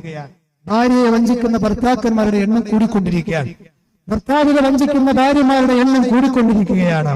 മാതാപിതാക്കളെ കണ്ണീര് കുടിപ്പിക്കുന്ന മക്കളുടെ എണ്ണം കൂടിക്കൊണ്ടിരിക്കുകയാണ്. ലഹരി ഉപയോഗം അധികരിച്ചു കൊണ്ടിരിക്കുകയാണ്. ബന്ധങ്ങൾക്ക് വിലയില്ലാതെയായി കൊണ്ടിരിക്കുകയാണ്. സഹോദരങ്ങളെ കൊലപാതകങ്ങൾ അധികരിച്ചു കൊണ്ടിരിക്കുകയാണ്. വ്യഭിചാരങ്ങൾ അധികരിച്ചു കൊണ്ടിരിക്കുകയാണ്. അനുസരണയ്ക്ക് വേണ്ടി കാണിക്കുന്ന മക്കളുടെ എണ്ണം കൂടിക്കൊണ്ടിരിക്കുകയാണ്. അതുകൊണ്ട് പ്രിയപ്പെട്ടവരെ, ഈ രംഗങ്ങളിൽ നിന്നെല്ലാം രക്ഷപ്പെടാൻ യഥാർത്ഥമായ പരിഹാരം ചില രക്ഷിതാക്കൾ പറയാറുണ്ട്. 18 വയസ്സായ മക്കളായില്ലേ, അതിലേറെ വയസ്സായ മക്കളായില്ലേ, ഉസ്താദെ ഞങ്ങൾ പറഞ്ഞിട്ട് അവർ കേൾക്കുന്നില്ല, ഞങ്ങൾക്ക് ഇനി ഒന്നും ചെയ്യാൻ കഴിയുന്നില്ല എന്ന് പറഞ്ഞു കഴിയുന്ന മാതാപിതാക്കളോട് ഈ പ്രോഗ്രാം സംഘടിപ്പിച്ച മുസ്ലിം ഇസ്ലാമിക് ഓർഗനൈസേഷന്റെ യൂത്തിന്റെ വിഭാഗത്തിന്റെ സ്റ്റുഡൻസിന്റെ വിഭാഗത്തിന് നിങ്ങളോട് പറയാനുള്ളത്, നിങ്ങളുടെ വീട്ടിൽ 8ാം ക്ലാസ് മുതൽ ഡിഗ്രി തലം വരെ പഠിക്കുന്ന വിദ്യാർത്ഥികളുമുണ്ടോ? നിങ്ങൾ പറഞ്ഞേക്കൂ. കാസർഗോഡിന്റെ പല ശാഖകളിൽ എല്ലാ ഞായറാഴ്ചകളിലും നിങ്ങളുടെ മക്കൾക്ക് വേണ്ട പ്രത്യേക സിലബസുകൾ പഠിപ്പിച്ചു കൊടുക്കുന്നുണ്ട്. ഒരുപാട് വിദ്യാർത്ഥികൾക്ക് നല്ല വഴി കാണിച്ചു കൊടുത്ത സംരംഭമാണ് CRE എന്ന് പറയുന്ന സംവിധാനം. ഈ സഹോദരിമാരോട്, സഹോദരങ്ങളോട് നിങ്ങളുടെ മക്കൾ നിങ്ങൾ അങ്ങോട്ട് എത്തിക്കണമെന്ന് ഞാൻ പറയാം. അതുപോലെ തന്നെ കുടുംബങ്ങൾക്ക് വേണ്ടിയുള്ള സമ്മേളനങ്ങൾ നേരത്തെ സൂചിപ്പിച്ചില്ലേ? ഈ മാസം 12-ാം തീയതി കാസർഗോഡ് ജില്ലയുടെ ആ ഫാമിലി കോൺഫറൻസ് വരാൻ പോവാൻ കേരളത്തിന്റെ പല ജില്ലകളിൽ കഴിഞ്ഞുപോയി അല്ലെ. അതുപോലെ പാലക്കാട് ജില്ലയിലും അതുപോലെ തന്നെ പ്രിയപ്പെട്ടവരെ കണ്ണൂർ ജില്ലയിലും ഒരു വലിയ മിനി മഹാസമ്മേളനം പോലെയായിരുന്നു ജനങ്ങൾ അവിടെ ഒത്തുകൂടിയത്. ദീന് കിട്ടണമെങ്കിൽ ഈ ആദർശ സംഘടനയുടെ കൂടെ വേണമെന്ന് ജനങ്ങൾ അൽഹംദുലില്ലാഹ് മനസ്സിലാക്കി തുടങ്ങിയിട്ടുണ്ട്. അതുകൊണ്ട് ഈ ആദർശ സംഘടനയാകുന്ന ഈ ഭാഗത്തിന്റെ മലവെള്ളപ്പാച്ചിലിന്റെ മുന്നിൽ ഒരു തവളയെ പോലെ വാപിടിച്ചാരെങ്കിലും ഇതിനെ തടയാൻ തയ്യാറായിട്ടുണ്ട് എങ്കിൽ ആ മലവെള്ളപ്പാച്ചിലിന്റെ കൂടെ നിങ്ങളെ ഒഴുകണമെന്നല്ലാതെ ഞങ്ങളെ സംബന്ധിച്ചിടത്തോളം ഈ ഭാഗത്തുമായി ഞങ്ങളെ തൊണ്ടയിൽ ജീവനുള്ളിടത്തോളം കാലം ഞങ്ങൾ മുന്നോട്ട് പോവുക തന്നെ ചെയ്യും. അതുകൊണ്ട് ഖുർആൻ പഠന പദ്ധതികൾ നാടുകളിലുണ്ട്, ഉപയോഗപ്പെടുത്തുക. 24 മണിക്കൂറും ദീനും ദുനിയാവും കിട്ടണോ? നിങ്ങൾക്ക് പീസ് റേഡിയോ ഉപയോഗപ്പെടുത്താം. എന്റെ സഹോദരിമാരുടെ പറയാനുള്ളത്, മുറ്റില്ലാത്ത ഫോണുകളില്ല, ഒരു ചെറിയ ബോക്സ് വാങ്ങി, സ്പീക്കർ വാങ്ങി അടുക്കളയിൽ വെച്ച് നിങ്ങൾ ജോലിയെടുക്കുന്ന ദീനിലേക്ക് ജോലി ചെയ്യുന്ന ആളുകളായി മാറാൻ നിങ്ങൾക്ക് പറ്റും. എന്തൊക്കെ അനുഗ്രഹങ്ങളാണ്, എന്തൊക്കെ സംവിധാനങ്ങൾ നമുക്കുള്ളത്. പീസ് റേഡിയോ എന്നുള്ള സംവിധാനത്തെ കുറിച്ച് ഒരാൾ പറഞ്ഞെന്തറിയോ?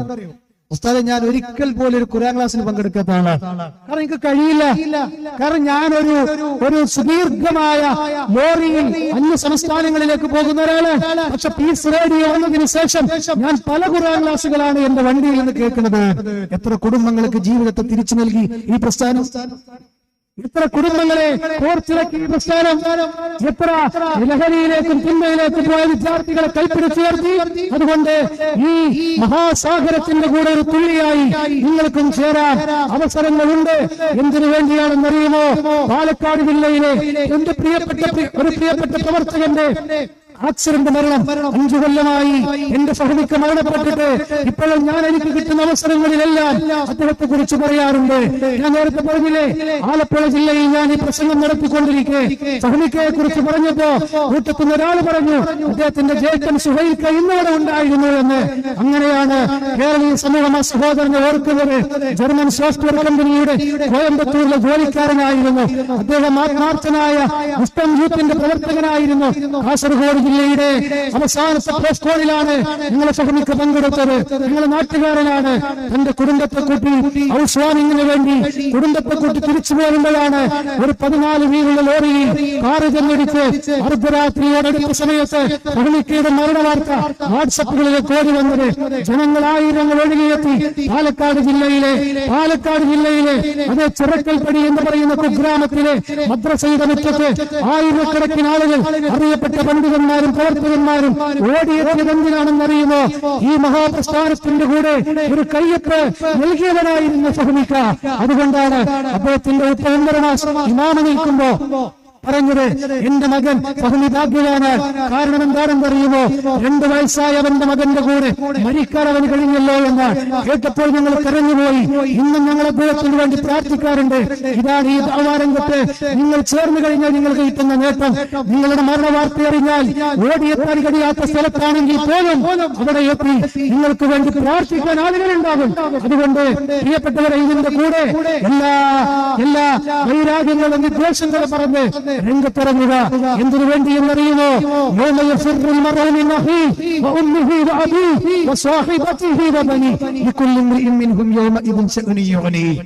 അങ്ങനെ ഒരു ലോകം വരാറുണ്ട്, അവിടെ വിജയിക്കാൻ.